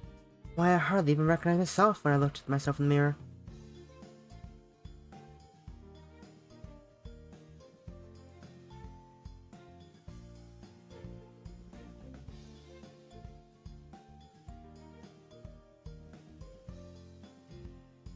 Oh, things are dying. This Twitch window is dying.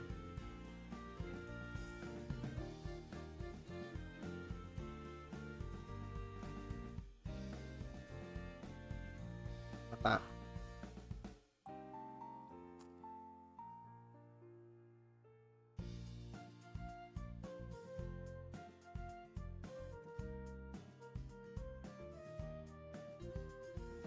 There we go.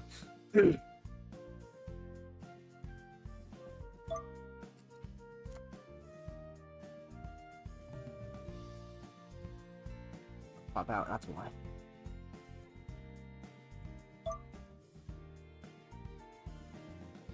I don't think my sensible bun and my sensible brown shoes were enough to appease that old harpy. She's got these sharp eyes, like they can see right through you. She took one look at me and I could tell she knew I was putting on a front, trying to act all prim and proper. It wasn't settling, and more than that awful crucifix she has on her wall. I mean, geez. Pressing much? At least I only have to put up with her for a little while. I suppose. But I'm curious. Why would she offer you the job if she didn't like you? But she's desperate. I mean, nobody else applied for the job? No, people did. But they weren't as qualified as I am. I guess that's all. That's the be all and end all. I can't fucking read as usual. Why am I surprised about that factoid? We're not. We never are. We never are about surprised about that factoid that I can't fucking read or talk. I don't think there were many applicants though. The place ain't the best location, it's the middle of nowhere. You have to be crazy to want to work here, as far as I'm concerned. Especially on a year-long contract.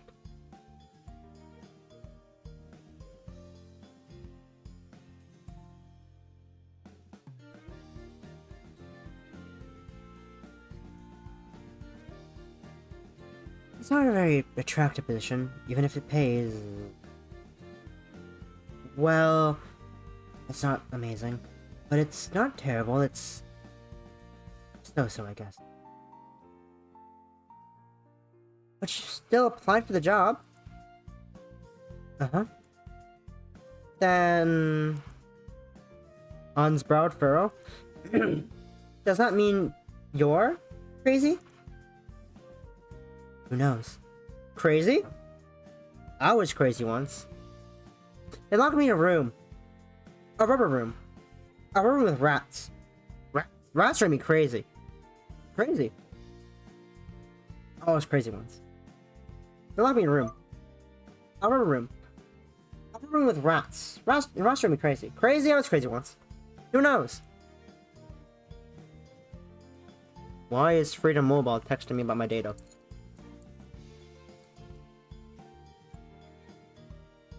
Oh, rats! Rats drive me crazy! I was crazy! Rats! I was crazy! Comedy. I'm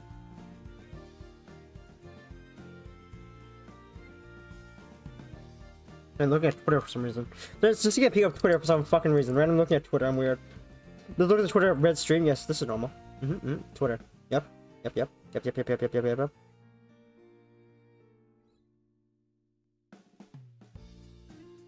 Oh. Anyways, no more Twitter. I'll let you figure that one out yourself. A woman's gotta love a bit of mystery. Kwaku's slender... Wow. That was a crack and a half. Kwaku's slender fingers reached into her pocket as she spoke, and deftly she drew from within a slightly crumpled carton of cigarettes. On school grounds?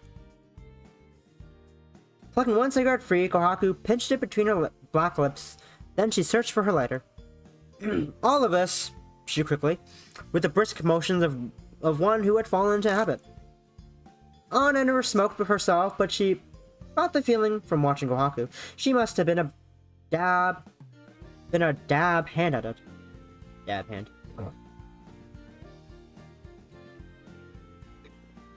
Hey, Anna? Kohaku paused, her cheap plastic lighter inches away from the end of her cigarette. You don't mind, do you? I don't, but...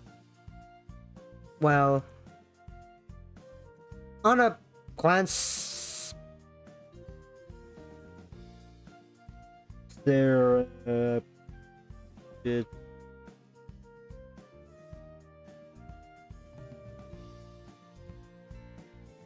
Surreptitiously about the courtyard. Miss Akasaki might, if she knew, and some of the other teachers too. You're not meant to smoke on campus. I figured as much. But oh well. Kwaku brought the lighter to her cigarette, then flicked it. A small flame burst into life, which engulfs the end of the cigarette. You only live once, eh?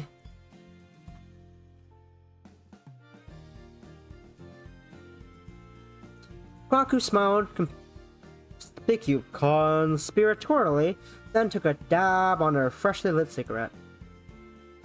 The smell of nicotine mingled with the flowers and the freshly cut grass. It was strong, and it made Anna wince.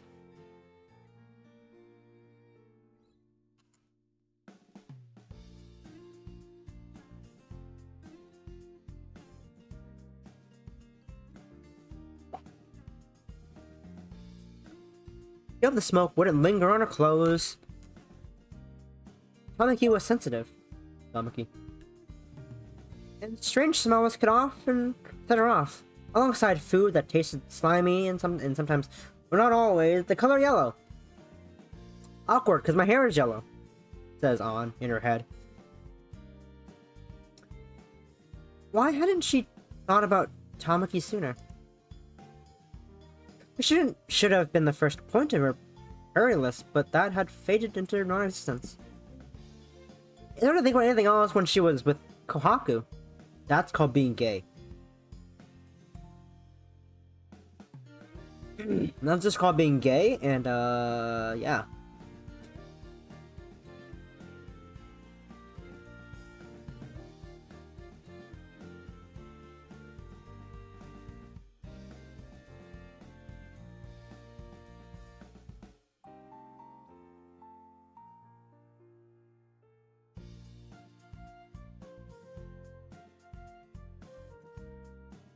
Yes, you're lesbians. So I was reading a Discord message in a server I kind of mod in, which is just it's a friend hangout thing. I say mod as if a friend's hangout server needs a mod, but like just like reading. Oh, this is funny. Yes, just your cap. Your face is cap. Your life is cap. Your energy is cap. I've been dead. Not gonna lie. Damn, dead cap. Feeling a skill issue. Damn, bro. Big sad. All cap. So much cap. Anyways. Back to closing windows. And back to the game. You're lesbians, on. All the same, I really don't think you should be doing that. I already said it's against the rules.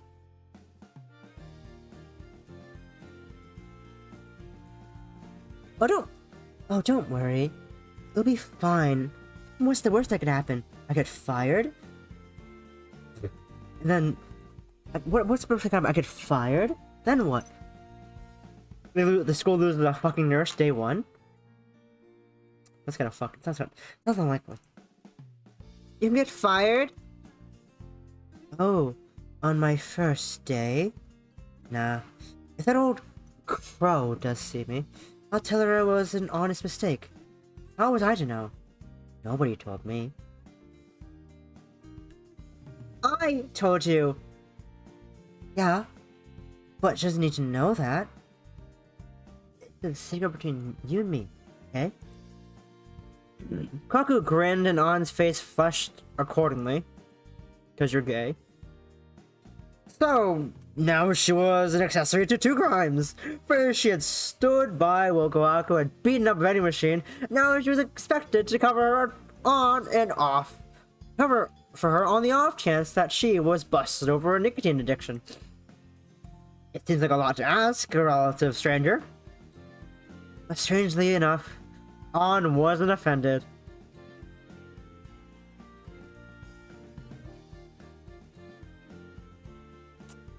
Instead, she felt strangely flattered that Kohaku trusted her enough to flaunt the rules about her. Alright. I can keep a secret. I won't tell anybody if they ask. But should a school nurse really be smoking? It seems a bit hypocritical. Everybody's a hypocrite in some extent. You might as well own it.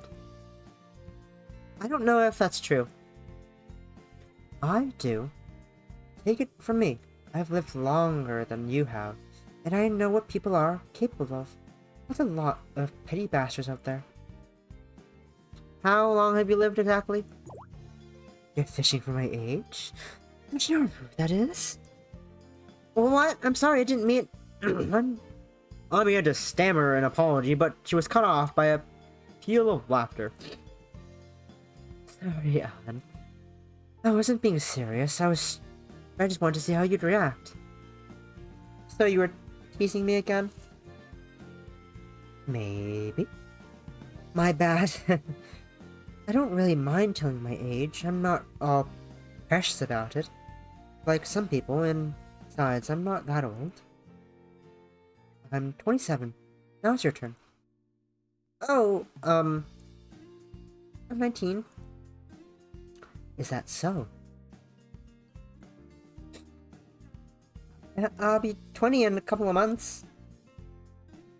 Poku took another drab of her cigarette, then seemed to be pondering something. Exhaling another plume of smoke into the air, she shot on a side-wide glance and said, "Well, at least you're almost old enough to drink. That's something. Still, I figured you would be younger than me. But I didn't know you were that young. You're basically a baby. A baby." I am an adult? Yeah, barely. How many 19-year-olds know how the world works, huh? I'm almost 20? So you said. Kwaku inhaled again, then exhaled while unflushed. She knew it was silly, but she couldn't help but feel as though she had let Kohaku down in some way. Why did she feel so guilty? Well, putting all that to one side, Kwaku's eyes met An's and she smiled. You're still my colleague, and I'm not going to talk down to you. It was nice to talk to you. It was nice of you to talk to me. Or at least to talk at me. So I'll try and return the favor. I know I might not look it, but I'm a decently good nurse. If you're ever feeling ill, I'll always come and see. You can always come and see me. I'll patch you up in no time. I can't read still. It's abysmal how much I read.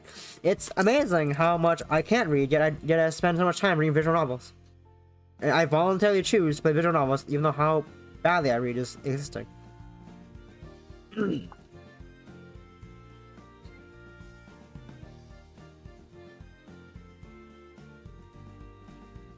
Nah, I don't think so. That's a lie. That's just a lie. A lie that people make up. Like, you'd change me anyway. You'd charge me anyway. Miss Akasaka pays your salary. That's the wrong voice again. Fucking hell. Anyways, huh? Guess you're right there. Kwaku laughed. It was a carefree laugh. Practically not particularly ladylike, which made Aunt feel envious. She couldn't remember laughing like that in so carefree manner. She couldn't remember laughing full stop. Her father had thought it unbecoming. Apparently her mouth was too wide. I trust you know where my office is? I probably have a better idea than you do. Now, that is a quick retort, and delivered so drilly, too. You'd make a good comedian. Kwaka took another drag of her cigarette, then readjusted her legs. Her right leg, which was looped over the left, swayed to and fro like a metronome in the silvery buckle of her heel, winking in the sunlight. Wicking, fucking hell. I can't keep the layout of this place straight. In my head.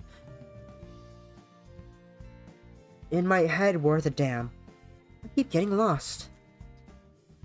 If you're having trouble, I can show you around. Would you? I don't mind. We still have... Unchecked her phone. Unchecked her phone. Unchecked her phone. Half an hour left. It's not much time. But I can give you an abridged tour. I've lived here long enough to know where everything is.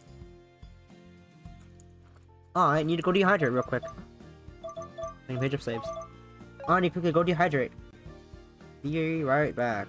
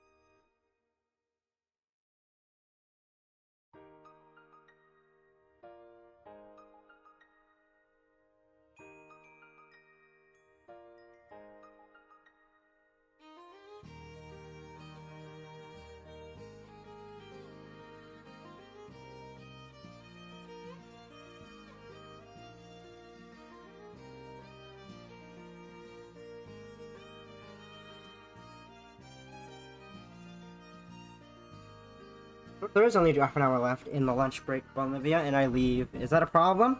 Is that really a problem? Is that really the biggest problem you have on your plate right now, Bolivia? Truly? Oh. You really are a star. Why? Also, I don't... also, it's half an hour left on the fucking lunch break, Bolivia. A fucking lunch break, bruh.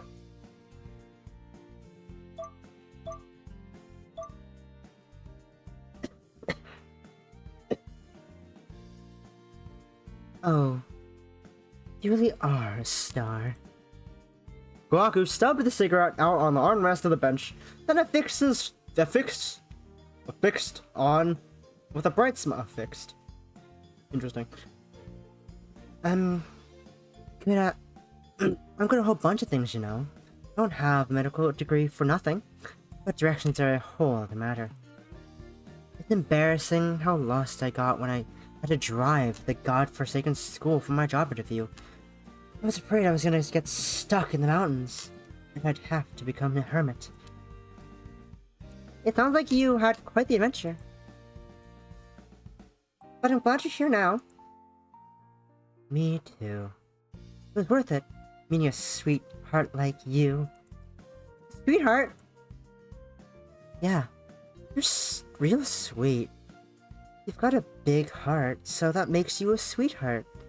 You've You got out of 1 and 1. It's simple maths. It's simple maths.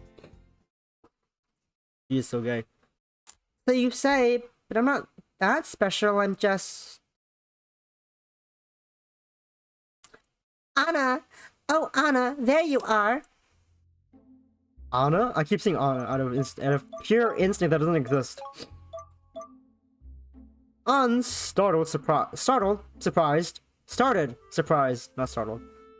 As a familiar girlish voice cried out from her from across the courtyard. Yes, I remember now. It was Runa. Hello, Runa. I've been looking for you for ages. I thought I told you meet me on the roof. You did, but I was thirsty.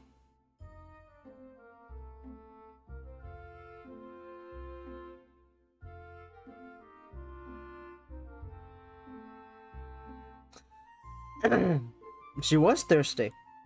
Aunt was very thirsty. Am I right, Olivia?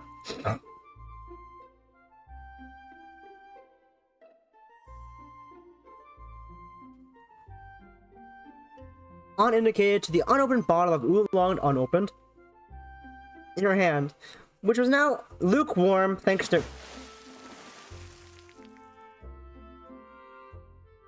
Thanks for the hydrate, Olivia. This is for you. Yes, very thirsty. She was very thirsty. It must have slipped my mind. I'm sorry. Slipped your mind? How could it? We eat together on the roof all the time. I can't believe you forgot. That voice crack was great. I'm sorry. A few things came up.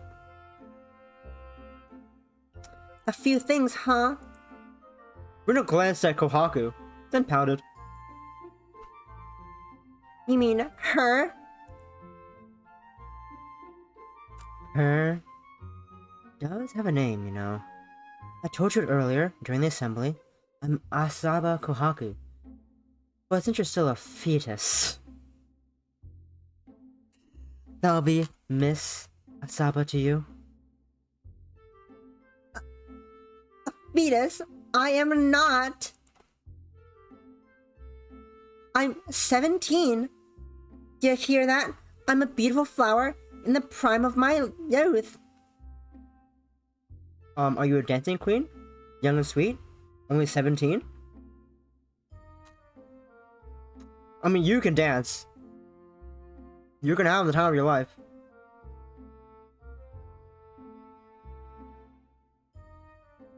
Wait, what do you mean? What's a error?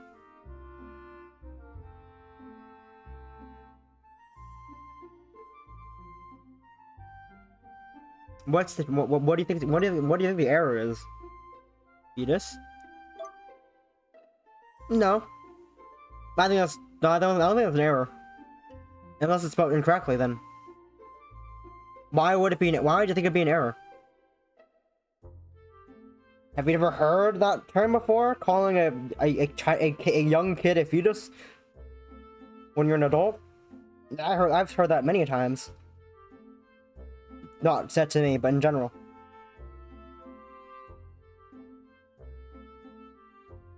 Really? You never heard that term used in this fashion? Yes, I know what a fetus is. It's...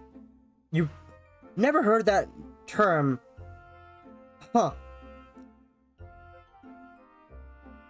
Interesting.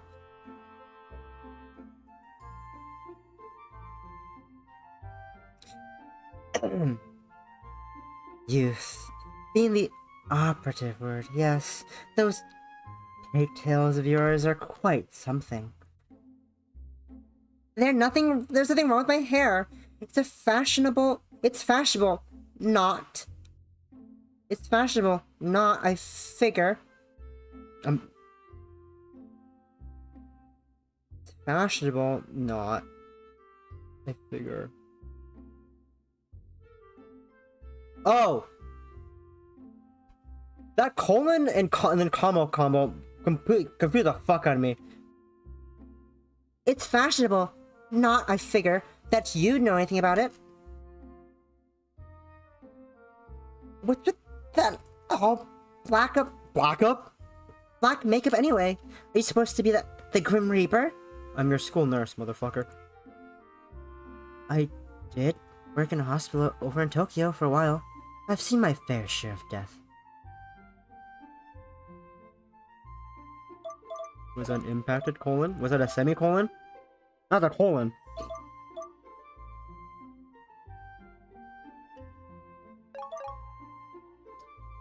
We've been over this many times. I can't English properly, and I have forgotten completely how to use a colon properly. Anyways, so I wouldn't even fucking pick up on that.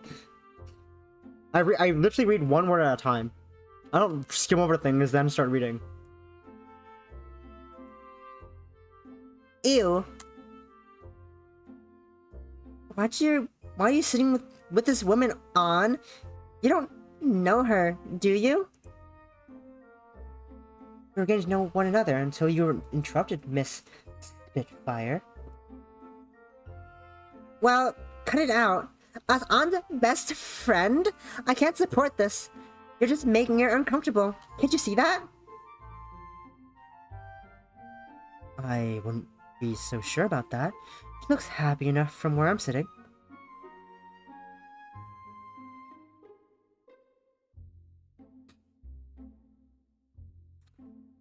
Thanks, English teacher Bonlivia.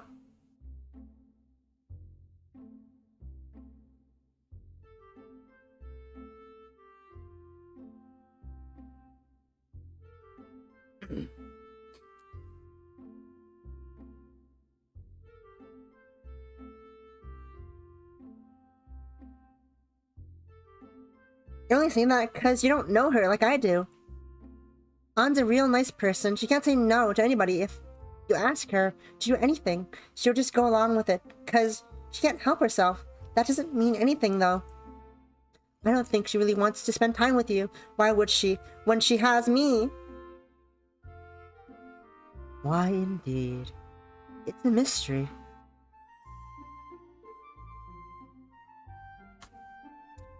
I would think you would like carrots. Or maybe seeds. Not an apple, though. Good to know, Bun, that you really love apples. And that they are your guilty pleasure. Goku laughed, then recrossed her legs.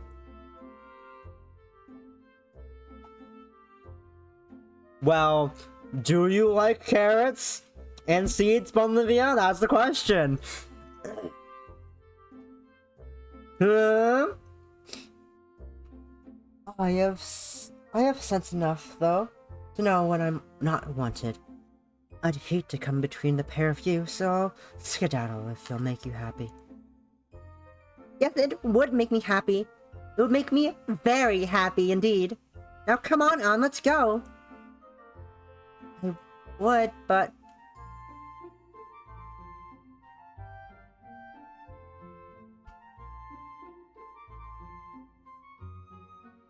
I am perceiving the bag, I'm perceiving it. I am perceiving the bag, Bonlivia. I am perceiving it.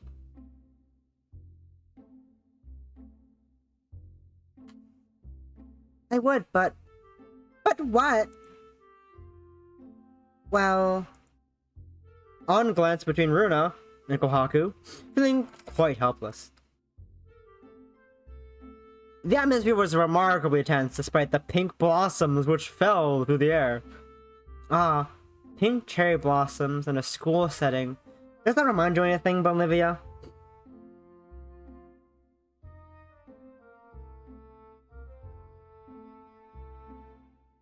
I wouldn't have been at all surprised to see sparks flying between the mismatched pair. Yeah, that too. It also extremely gay.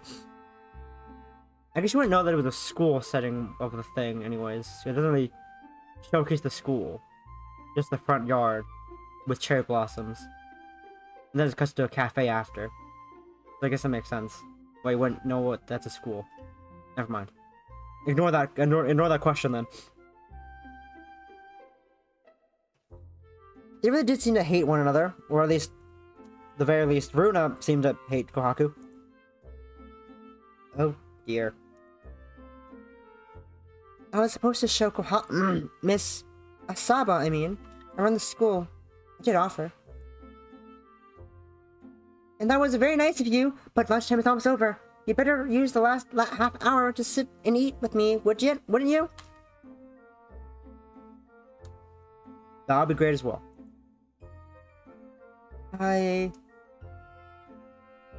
Wouldn't you?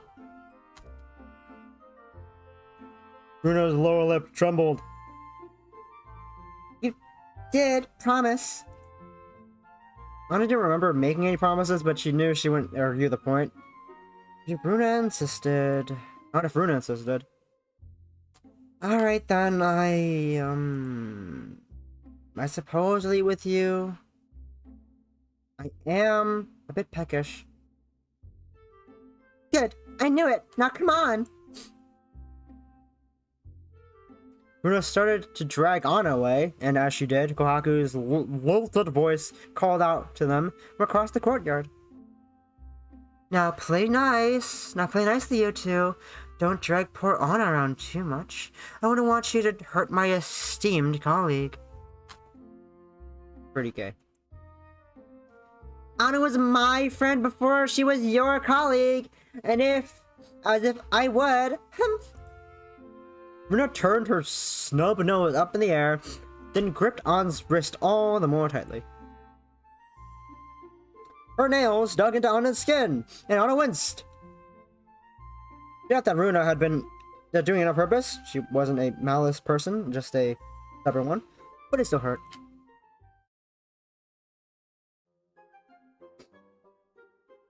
Ah, I can't stand that woman.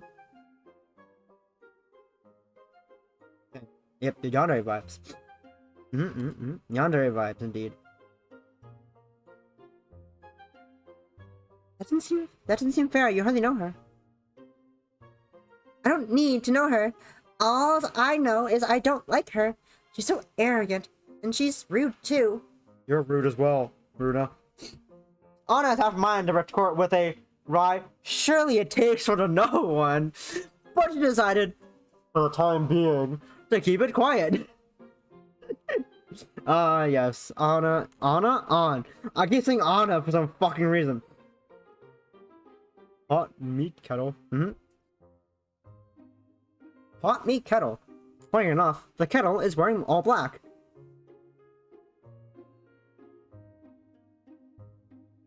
She didn't mean to antagonize Runa any further. She didn't want to antagonize Runa any further. I don't know why you let that woman bully you into hanging out with her. Bully? I know you're nice, but you can't let people walk all over you like that. What about me? Well, this sentence sounds very similar and is basically word for word to what Kohaku said to Anna. On walk over Runa. There you go. Load. That's a load, yes. I just realized the subtitles, the chapters, instead of fishbowl, on the wrong foot? Meet cute, Miss Kayano. An explosive encounter. Holding all grudge. Is this the scene? I have to say, don't worry. Nope, that's not it. Load. I'll never find it. Oh, that's fine.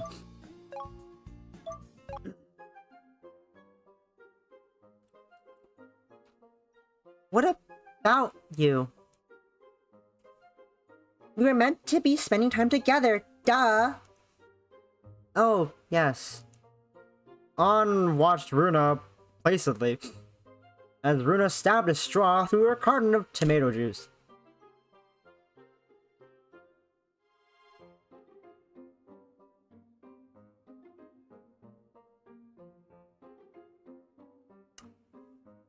Not Maki. Not Maki. The circle of silvery foil tore. The circle of silvery foil tore with a satisfying sound, and Runa jammed the straw into her mouth without further preamble. Grr. Grr. Runa was so incensed, she even growled as she drank.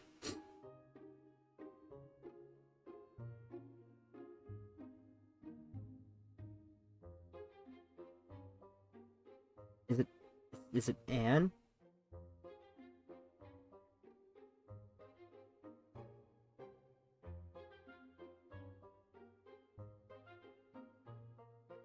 It's on, not Anne, correct? I'm saying it correctly, right? It's on, right? That's how names work.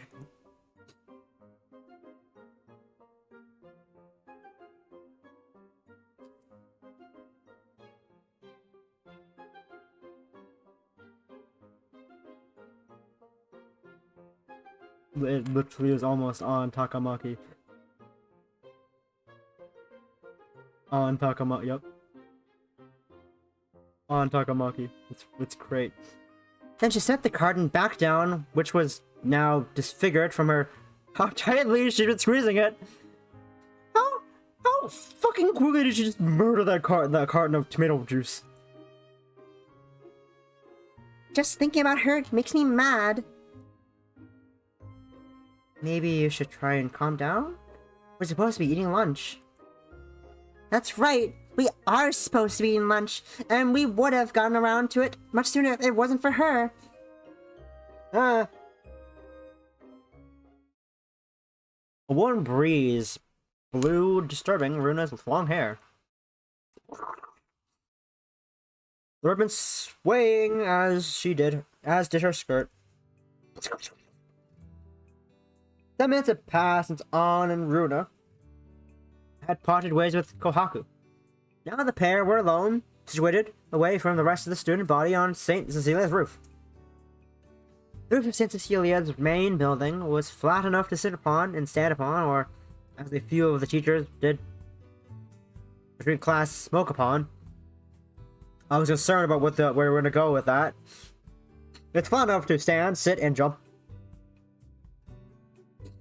The roof was supposedly off limits. It was accessible from the 3rd floor via a set of steps. The roof was usually locked at lunch, but this time wasn't enough to deter Runa.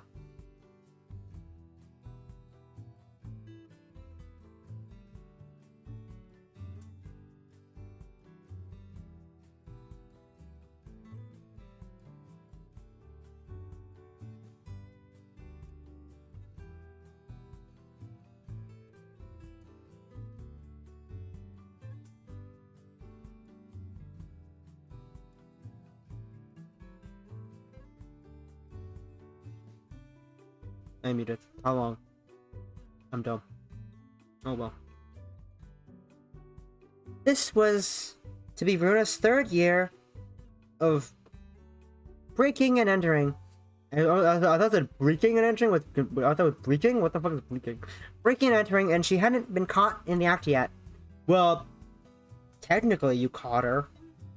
You're a faculty now, so. I suppose this was somewhat impressive, though, as a teacher, and as this is one, she didn't think she ought to encourage such acts of petty rule breaking. Still, though Anne disliked breaking the rules, she vastly preferred eating on the roof than she did in the courtyard, or worse, the dining hall. There feared people up here and to disturb her. Now I'm in a bad mood. Runa scowled as she ate, her jaw working up and down on a pork cutlet sandwich, which had bought. She had bought. Where did the fucking word "which" come from? Which she had bought from the school store. It's not fair, Anne. What is it? All this. All of what? The Miss Astaba thing doesn't even belong here. She's like an interloper. Like an interloper. What right does she have to eat up all your time? I think she was just trying to be nice. Yeah, right. Yeah, you're right indeed. Ma'am, I'm like 2 years old. I'm like a year. I'm 2 years older than you. It's kind of weird. I'm also a member of staff. Child. I don't get to see you at all. As it is, you're always busy with classes, and even when you're not busy, you have to help Miss Marino. Though I guess you'll be with Miss Kayano now? With her lesson plans and stuff, and I'm stuck with homework to do. And it'll be even worse this year. I'll be applying to university in the autumn, and my parents aren't happy with my grades. They gave me pretty certain dressing down over the holidays. Bruno, they said. Bruno wagged a finger for emphasis. If you don't start taking your education more seriously, you might not get into it university at all. And then what will you do with your life? You'll be wasting your education, and you'll have no prospects. I thought it's a no profession for a minute there. You're not like a little girl anymore, and it's high time you start thinking about your future. Now, grow up and get your act together. Jeez. I like how this slowly lost the Valley Girl accent I was trying to go for, because I can't fucking maintain accents.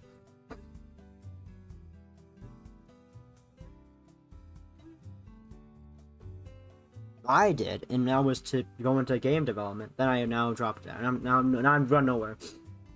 I was like, I will make video games. I will make video games, and then I realized not a huge fan of making games. I like to write stories. I like stories. Stories are fun. And also now I'm just here playing. Now I'm just being a YouTuber. I'm just not at school. I'm just YouTubing for fun and also working. It's great. Jeez. Can't they give it a break? Some of us aren't, like, naturally smart. It's not my fault. I mean, it might be your fault. Are you applying yourself to... Are you, like, paying attention in class? That's important. I know my parents are sending me to this fancy school, and I guess they feel cheated. I'm not working on my full potential. But they don't know what it's been like for me. Start off, mate. Just because I don't maintain a Scottish accent doesn't mean I can't maintain a Valley accent like that. It's not something different than that. It's really natural to Scottish, but it's a Valley Girl. I'm not quite sure why. Also, I've been doing Valley Girl fucking ages, but I do Scottish fucking all the time for no fucking reason at all. I'm fucking free time, I just do it for fun. And you fucking produce with fucking, I don't even, I don't know the fucking words. I just said with the fucking words a second ago.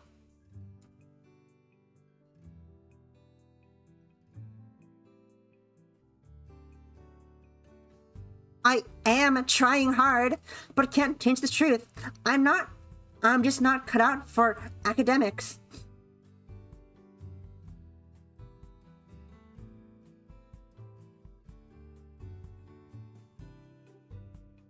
I don't know what that means.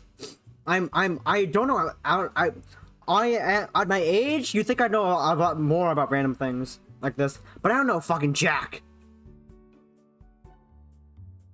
The Barley Stone. According to legend, kissing the Barley Stone endowed with a kisser with the gift of the dab. Great eloquence of skill and flattery. The stone was set in the tower of the...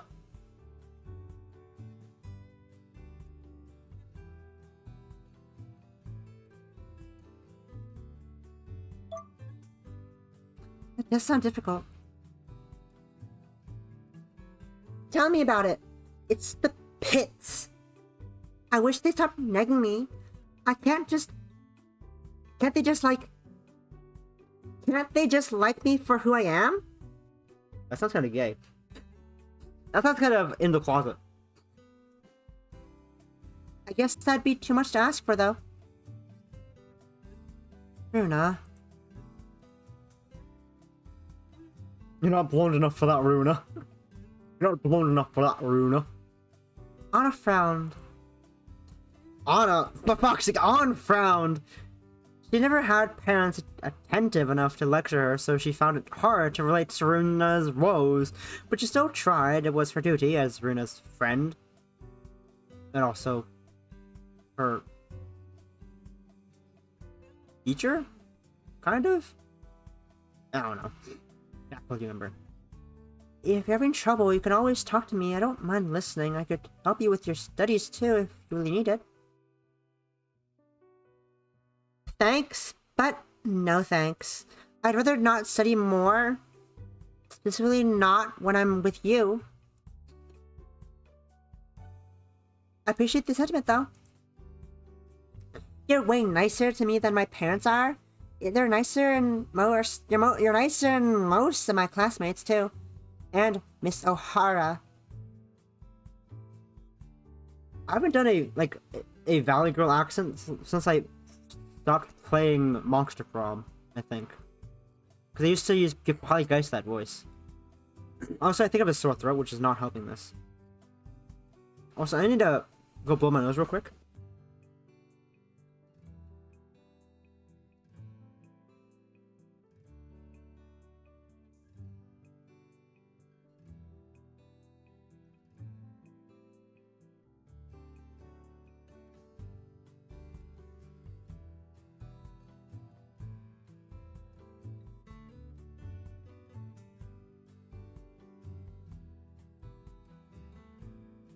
Yeah, she has like some medical condition. She gets headaches and gets tired apparently.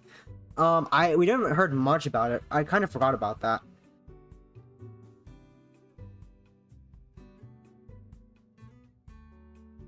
I kind of forgot about that until you mentioned that she looks like she needs a nap.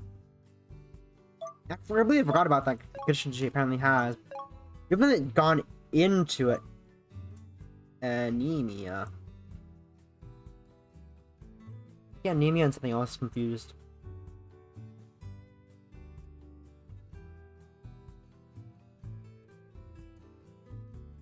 Maybe anemia is the thing I'm thinking about. Like, we heard a tiny bit about it earlier when she was at the end of class. When she was with Miss Kayano. After this segment. But like, we don't know much about it. She has a doctor's appointment next week? I think it was, yeah, next week. Or like the weekend or something. So, yeah. The maths teacher? Yeah. I had her for math. I had maths this morning. Lucky me. It was the first class of the day. I thought maybe she'd go easy on us, it being the first day back and all. But you know what she did? What? She made us do a test. That rotten witch. It took almost a whole hour in dead silence, all huddled over our cruddy little desks. It felt like being in prison. Runa picked up the remains of her pork cutlet sandwich and bit into it. She chewed, swallowed, and scowled.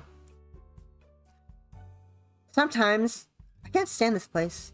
It's better than being my parents, but not all that much. Not all by much, but not by much. There's so much pressure to perform all the time, and I can't hack it. I don't want to be a disappointment, but that's how everybody makes me feel. I don't think you're a disappointment. Well, you would say that? Notice everyone on, even that awful new nurse. But, bro, get over it! Bro, get over it, for fuck's sake! Thanks. Sometimes, I think you're the only one who keeps me sane. Just don't leave me, will you? I won't. Promise? That's right. I promise.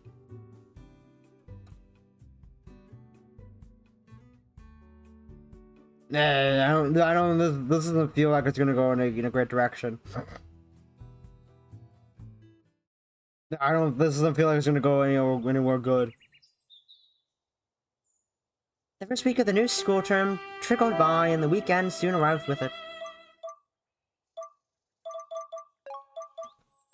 Sound notes are coming through my laptop speaker, so I couldn't hear that well. But I know the sound alert enough to know what was played. So, very sad, very ominous as well. Anna awoke early that Saturday and dressed plainly in her white shirt and navy skirt. White shirt and navy shirt. 2 shirts. Yes. 2 shirts, brain. Thanks. She met Miss Cayano outside St. Cecilia's gates, and the pair drove to the hospital in companionable silence. The hospital was half an hour away. You were going to take a bus for over half an hour for your hospital trip. That was your original plan. You were going to take the bus. That's a half-hour car drive away. Bruh. Posture check? Okay, here you go. Bruh. Imagine. Then see the twisting, turning countryside roads filled with potholes. On has traversed these roads many times with Miss Kayano. Not Ayano. Kayano. Ayano is a different thing. It's also the protagonist of Yandere Sim. Ever since her parents had first left her at St. Cecilia's. Owing to her delicate constitution, Anne had to pay regular visits to the hospital. She went there for routine checkups every few months, the responsibility she had been adhering to for years. Cagnano. No, that's not Cagnano. I can read. There's no N there. You can't gaslight me. You can't gaslight me and think that says Cagnano. It's Cayano. Nice try, Bolivia. Nice try. I read that name enough to know it was Cayano, not Cagnano. But not enough to know it's not Ayano. It's funny.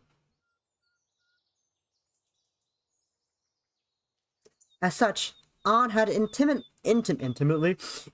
I imagine it says intimidatingly, familiar with the countryside roads, and with the hospital which waited her at the end of it. I'm trying to put on lip balm, chapstick. My chapstick is running low.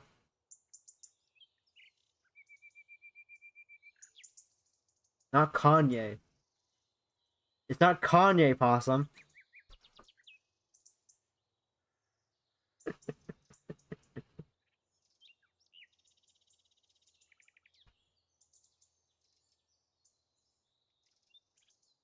Wait.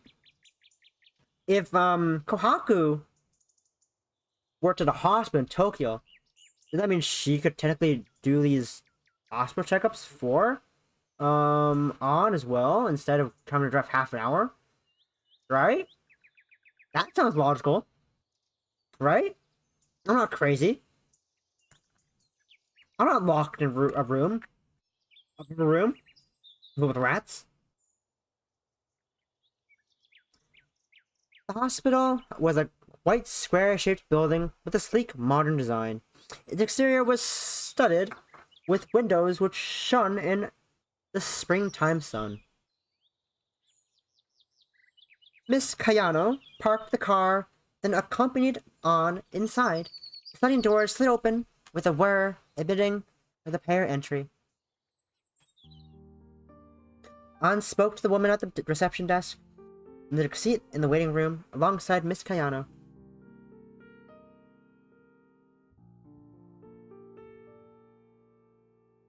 waiting room was a reasonably large room with windows which looked out to the garden behind it. The plush chairs were upholstered with blue cushions, but the floor was white and gray, like a washed-out checkerboard. Chessboard. Checkerboards are not white or in gray. They're usually white and red. I think. No, black and red. Black and red. The floor itself was so highly polished that now Anne could see her own face. Fog. She looked at herself, and her reflection looked back. Her mirror image blinked when she did, and uncrossed her legs, and brushed a stray strand of hair behind one ear. Perturbed, Anne looked away.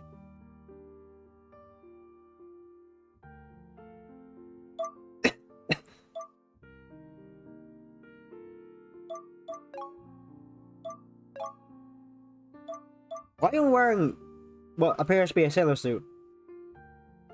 Why is this your outfit of casualness?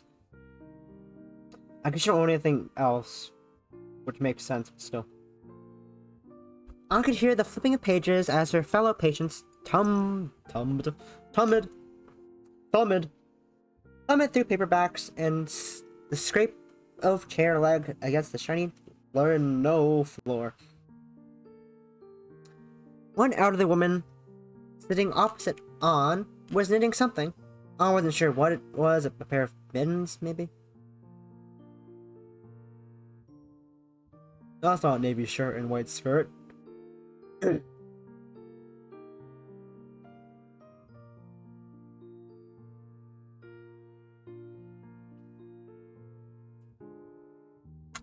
That's not a white shirt, navy shirt.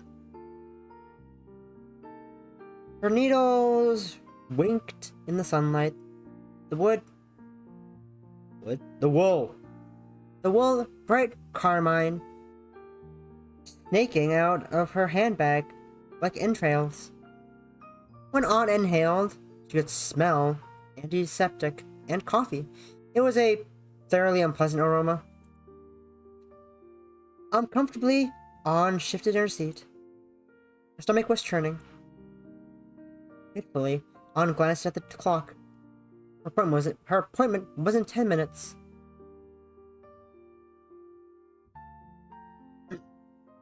The second hand was moving, much too slow. Hurry up, Anna willed it, trying not to inhale the strong antiseptic smell. Hurry up. Why be there so early without a book or something? Why? I don't know. Maybe she planned to go on the bus to begin with, so it would have taken longer. So maybe she would have arrived around on time. You know? Don't ask why they didn't reschedule. They didn't plan ahead for this wait when Miss Kayano decided to take the driver there. I don't know. Life was too short to spend it in and out of hospitals, and Anne's life was shorter than most. She didn't want to waste it waiting on news she knew would be happier not knowing about. Anne never left the hospital feeling better than she had before entering. Her regular appointments only ever, in fact, made her feel worse. Miss Kayano saw Anne staring discontently, picking at her shirt and frowning. Are you alright, dear? Oh, I'm fine, just a bit restless. Can't blame you. I don't much like sitting around in the hospitals either. You don't have to stay with me, not if you don't want to. I'm a big girl. I'm a big girl now. I can handle things by myself. I'm a big girl now. Oh, you sure are, Anne, you sure are. Anne had been to the hospital so many times before. She knew precisely what was expected of her. It no longer held any intrigue. It was all routine. Rote and dreadfully dull. Not to mention, depressing. That was your life all over. Oh no, I don't mind. I don't mind waiting. I actually prefer to be with you. I'm sure you would be awfully bored if you didn't have any company. Depression? You can drink to that. Okay, you do that. You do that, Bolivia. Maybe I would, but I'm not sure there are any other things you'd rather be doing. I'm sure there are other things you'd rather be doing. And I'm sure there are other things you would rather be doing. Too, unfortunately, however, you don't have much of a choice. If I have to suffer, then you want to suffer alongside me? I'm hardly suffering. I'm just sitting here. There's no need to be so melodramatic. I'm rather more concerned about your welfare, other than mine. But, well, we don't know much... we don't know much about how things will go. You might receive some good news yet. That would be a first. Oh dear. You're not very optimistic, are you? After all this time, not really. I've already learned it's best not to hope for anything.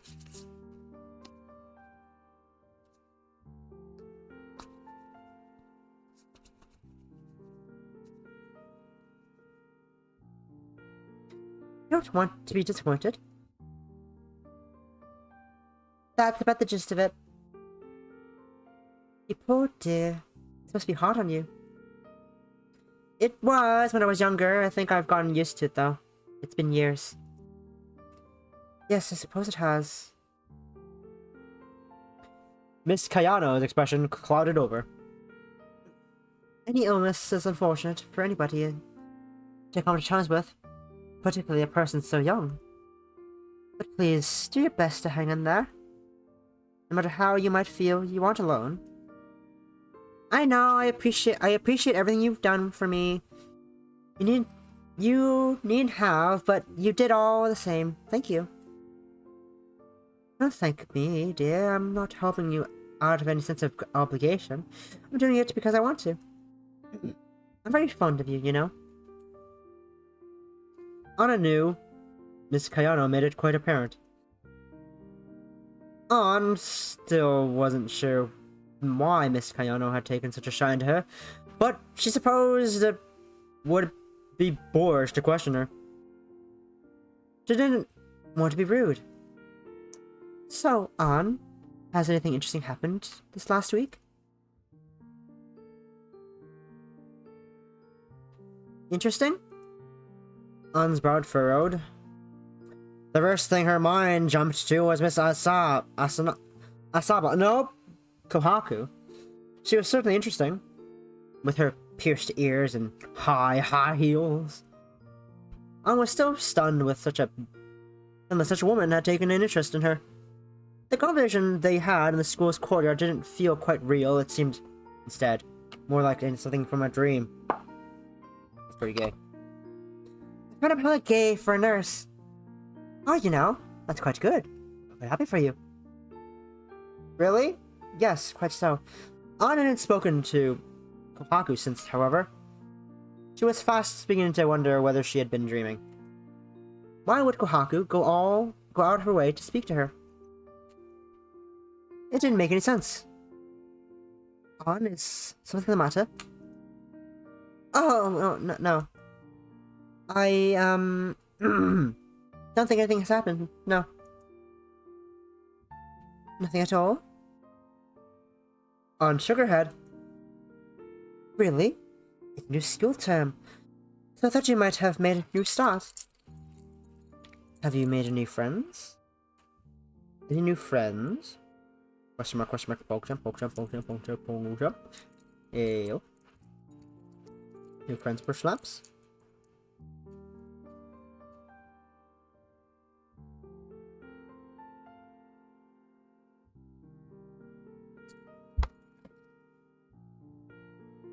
I don't really have the opportunity. You know, I never leave St. Cecilia. We're not at St. Cecilia's right now. We're not at St. Cecilia. Too many fucking S sounds! We're not at St. Cecilia's right now. That's because I'm with you. I can't go outside of the wires, not unless I'm with Runa. Ah, yes. Miss Iguchi. I remember when I taught her. She was quite the rambunctious child. Always getting in trouble. Might have been a bit like Ayu, actually. How has she been? Is she as noisy as always? Ann nodded somewhat distractedly. I must say, I'm always found that girl hard work. Maybe she's mellowed out over the years. I wouldn't know. I don't teach the older girls. I'm glad you have a friend who's closer to you in age than I am. Though it should do you some good. Runo's still a student though. Barely. Barely. Isn't she just in her final year? I nodded.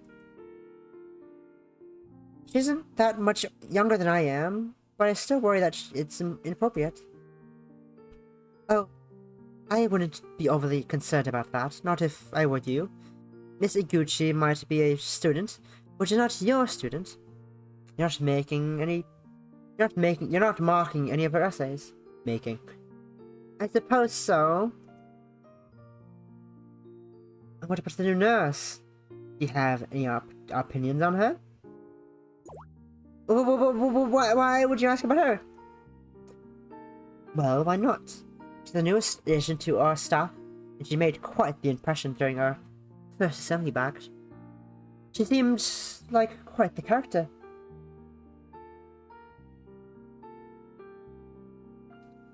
I was wondering if you had the chance to talk to her yet. She looked rather young. I was rather hoping you two might get along. I don't, I mean, I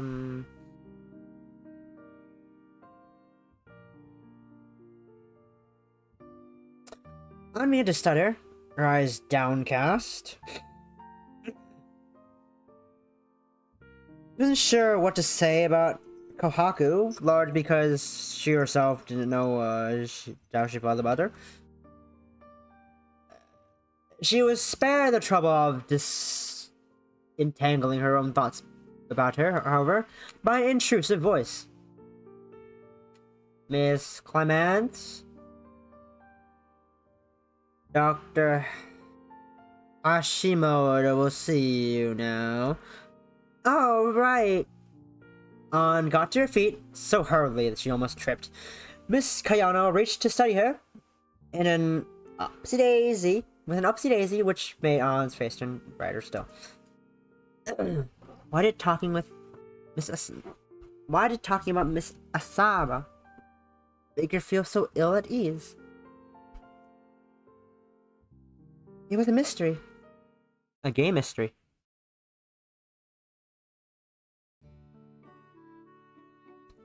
Ah, is that the whole demo? Damn.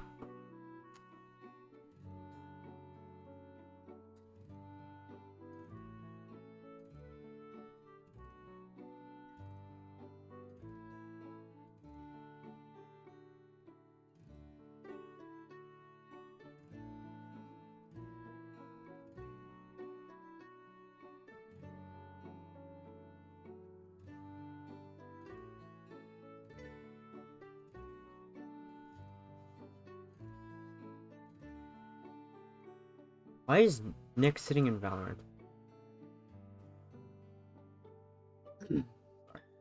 I mean, that made no sense at all. I just look at Discord server, and my friend is sitting alone in a Valorant PC. Huh? Bruh. What you doing?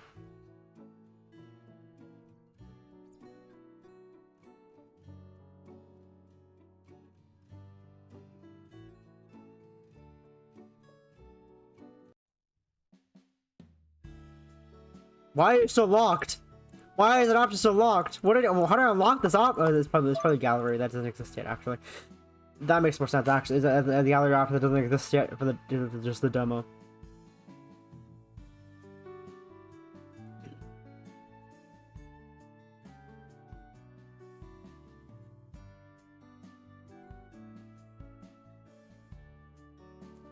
You spell the name.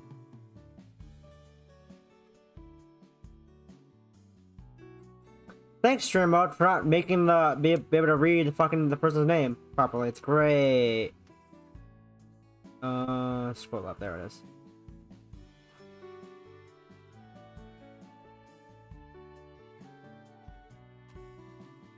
I think I'm typing something in a Discord chat. I'm typing something in a Discord server. I just any Discord, a Discord server none of y'all know about. It's a random Discord server. Yep, it's a random Discord server you would not know anything about at all. Anything. That was the demo of Fragile Feelings. Very fun so far. A lot of reading, but you know, what would I expect from a visual novel? What do we expect from a visual novel, but not reading? You know, it'd be weird if it wasn't reading. Anyways, that was the demo. I'm excited for the full game at some point. I think you can. Is this a next fest demo? I don't know. I'm gonna check real quick. Maybe it is. Maybe it isn't. It is. I think. Maybe. It's planned for sometime this year. It says Q3 2023. Sometime this year. The Steam page is pretty cool. I'll put the link as well. I'll put the link. How do I share links? Where's the share? Share. Copy. Here is the Steam page link. There's some cute photos on the page. I like it. I'm excited for the full game. Ebihime makes great games. I played fully through 3. I think I can think of 3 off the top of my head. I paid for one of them only. I think maybe 2. I bought at least one of them, which was the Fairies Song.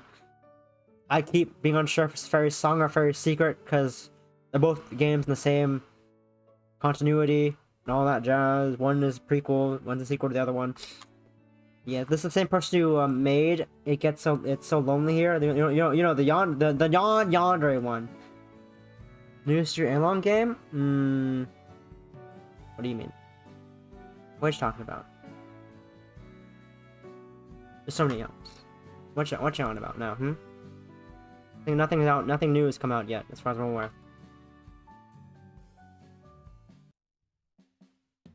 Sadly.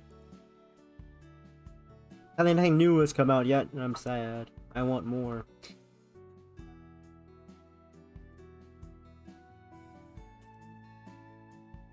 Oh, Ebihime isn't in line. They're different. They're different people. Different people. Ebihime and Elana are different. Oh yeah, they are. I've got Ebihime is helping make our home, My Keeper. Which I'm also excited for that game. It's cute. It's cute. The concept art of the characters look hella cute. I'm excited for that. You can look at it on the Anla page. Cute. I'm excited for that game. At some point. We don't have a set date for when it's coming out.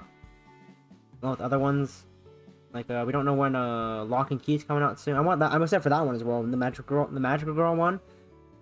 That was fun.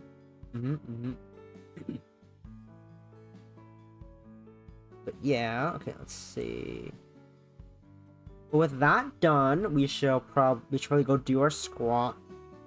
The 2 gush squats. Once I find the face cam, there's the face cam.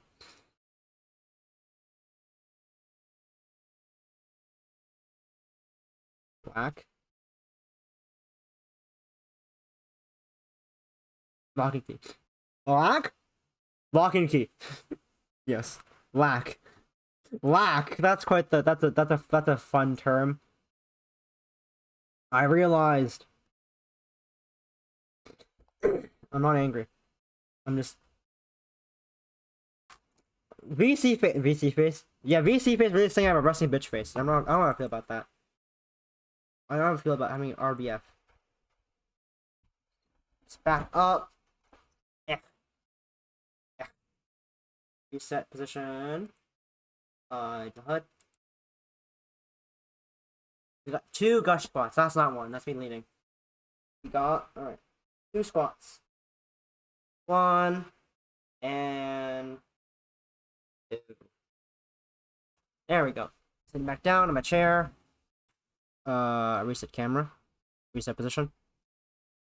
Get my hair out of my face. On my neck. That'd be weird. That's ow. Ow. Painful. Clearly. And with that, let's go look for someone to raid. Also clear the counter. No.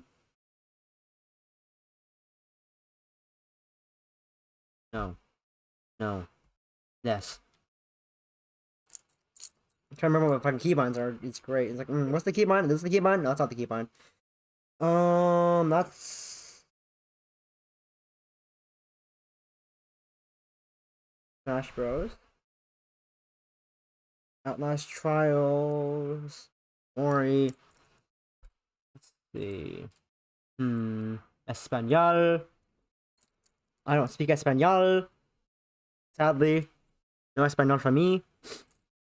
No hablo español. Hablo inglés. Let's see. And was recommended for me. Let's see. Who are you? What is Dwawi?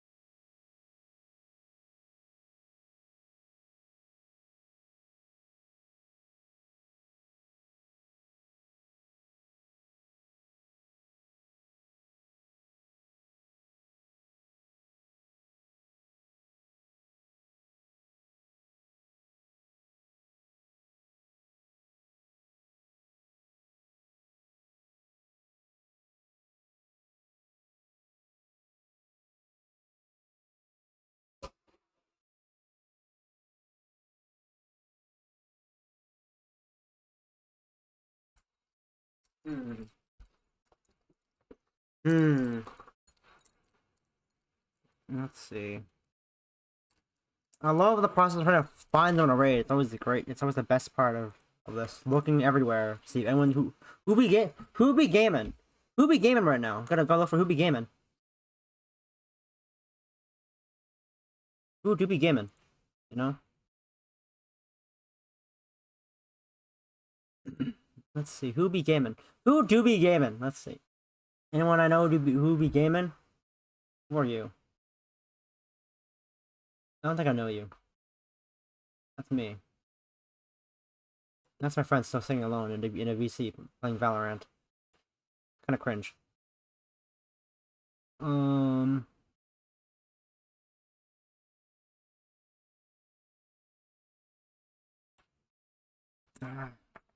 Why is always the hardest part of a stream finding someone to raid when you don't know enough people who are live at this time?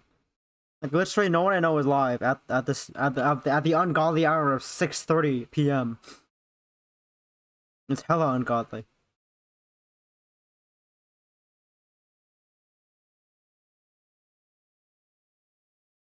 I'll find someone playing Smash Bros. Valorant do be cringe.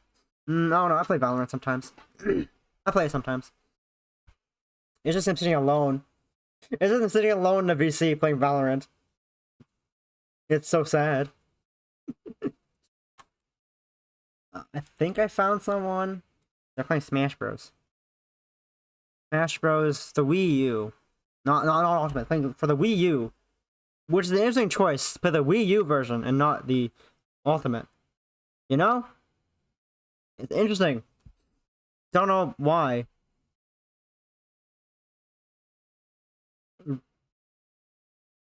Weird. Quite the odd choice in my opinion. Unless this is Ultimate.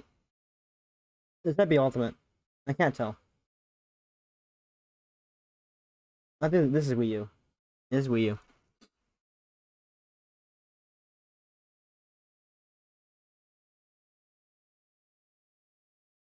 Definitely Wii U with the roster being so small.